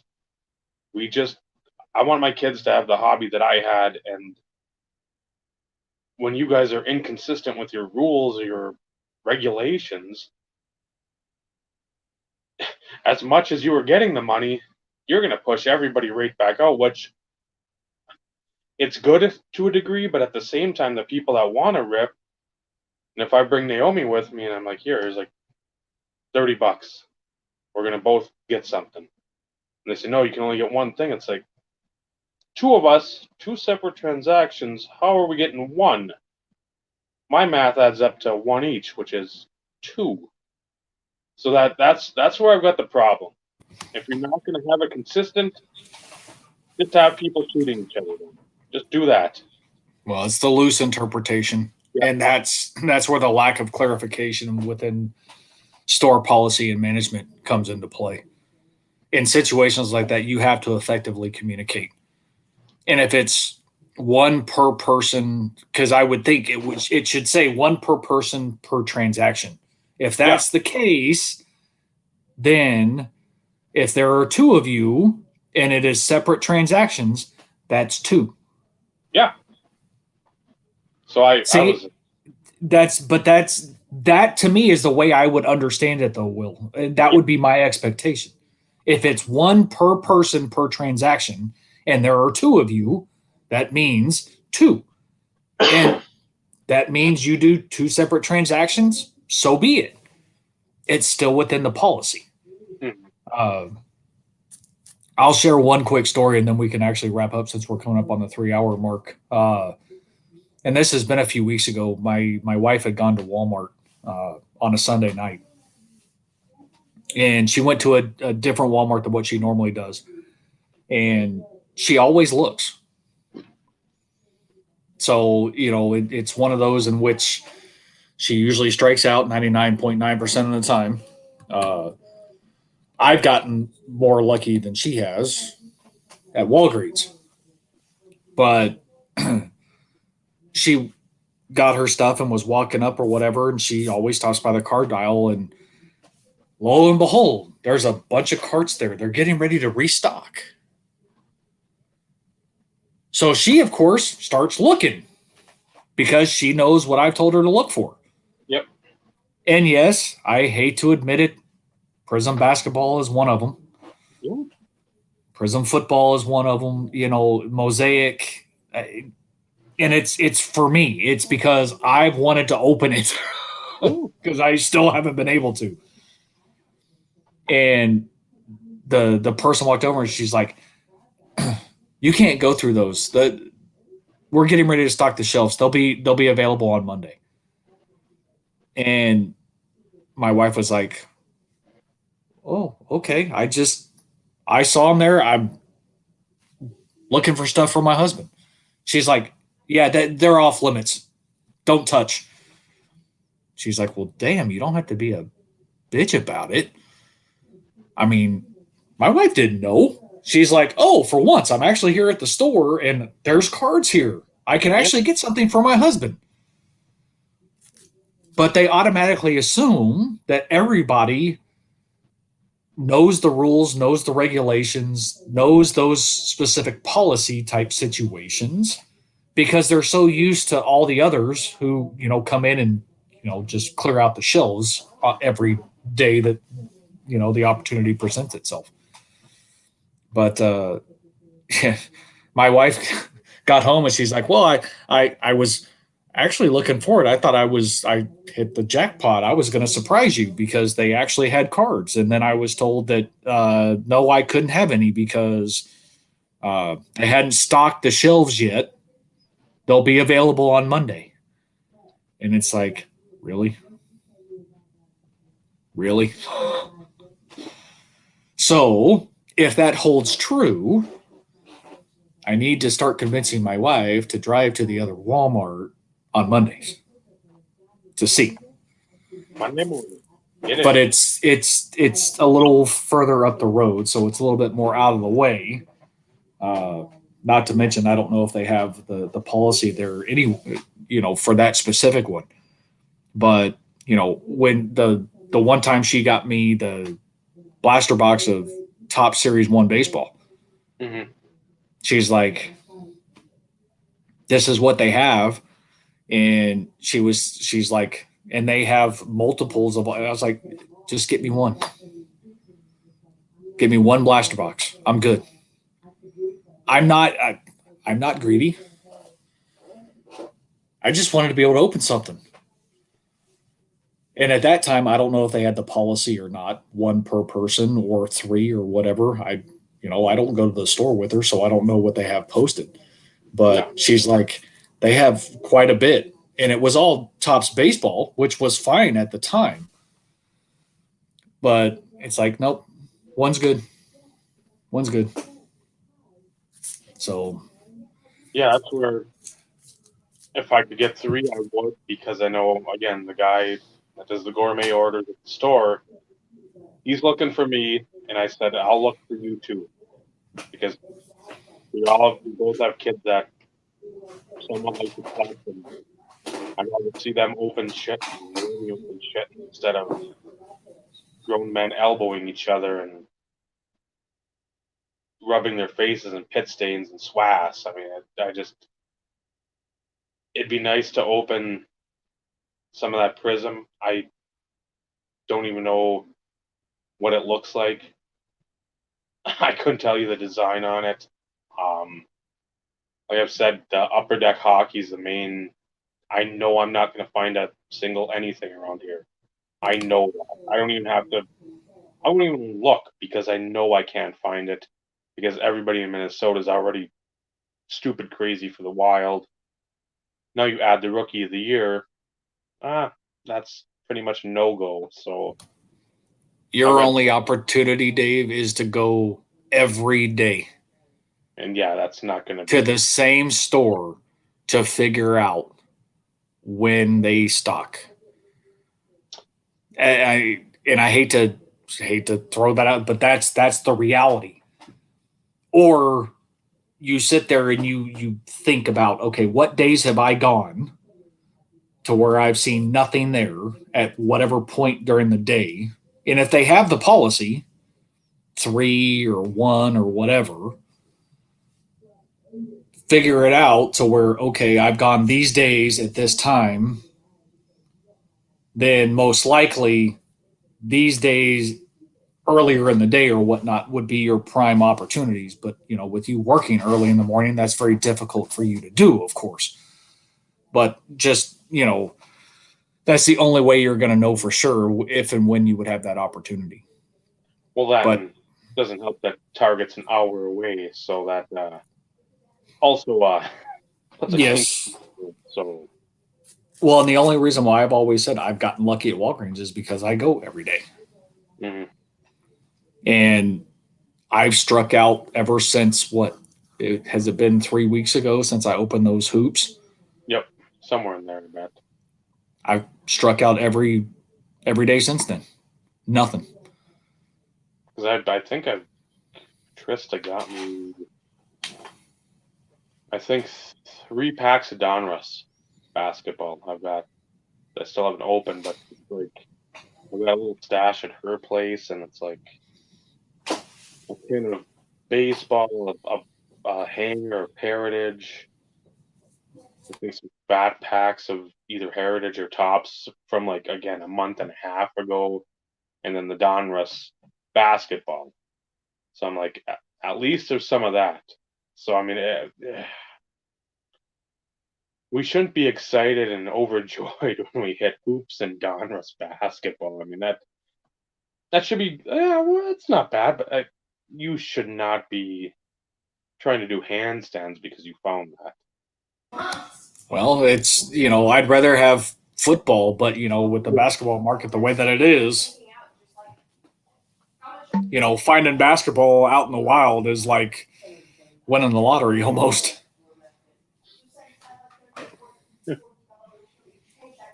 But anyways, do you want to go ahead and wrap us up? It was a solid conversation tonight. We talked about our national, talked about card shows in general, and all the positives that can come out of it, and very few negatives, escalating situations, and aggression being asserted, as Mr. Edward tells us, Wesker Griff. Again, thank everybody in the chat. That it helps immensely that we've got the topic. We sort of have our bullet points in our minds, and we go off on little tangents or side topics after the original topic is bludgeoned to death, as if you were in line waiting for cards at Target. We can keep the show rolling, clipping along at a good rate, and it's not like we're reading off a teleprompter trying to come up with everything, so it helps. So we both thank everyone in the chat tonight, every night or every episode. So remember, like, subscribe, hit the notification button, join our super chat, Patreon, OnlyFans, Discord. We take money order, check, well-concealed cash, all forms of credit card, debit card, Crypto. EMT. So we only take Bitcoin and Ethereum right now. We're in the works for Doge, but it's going to be a different rate, an exchange rate. So keep that in mind when you're making your donations for the intellect, insight, intelligence, and greatness that we both possess, Or lack thereof. or the absolute epitome of wonder, delight.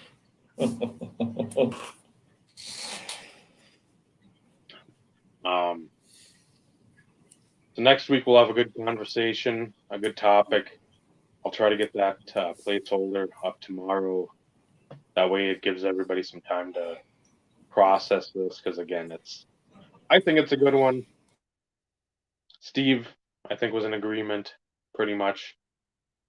We talked a little bit about it before we went live, so again, be ready for next week, because again, that train keeps on going down the tracks. We're not slowing down. We're not going to step out and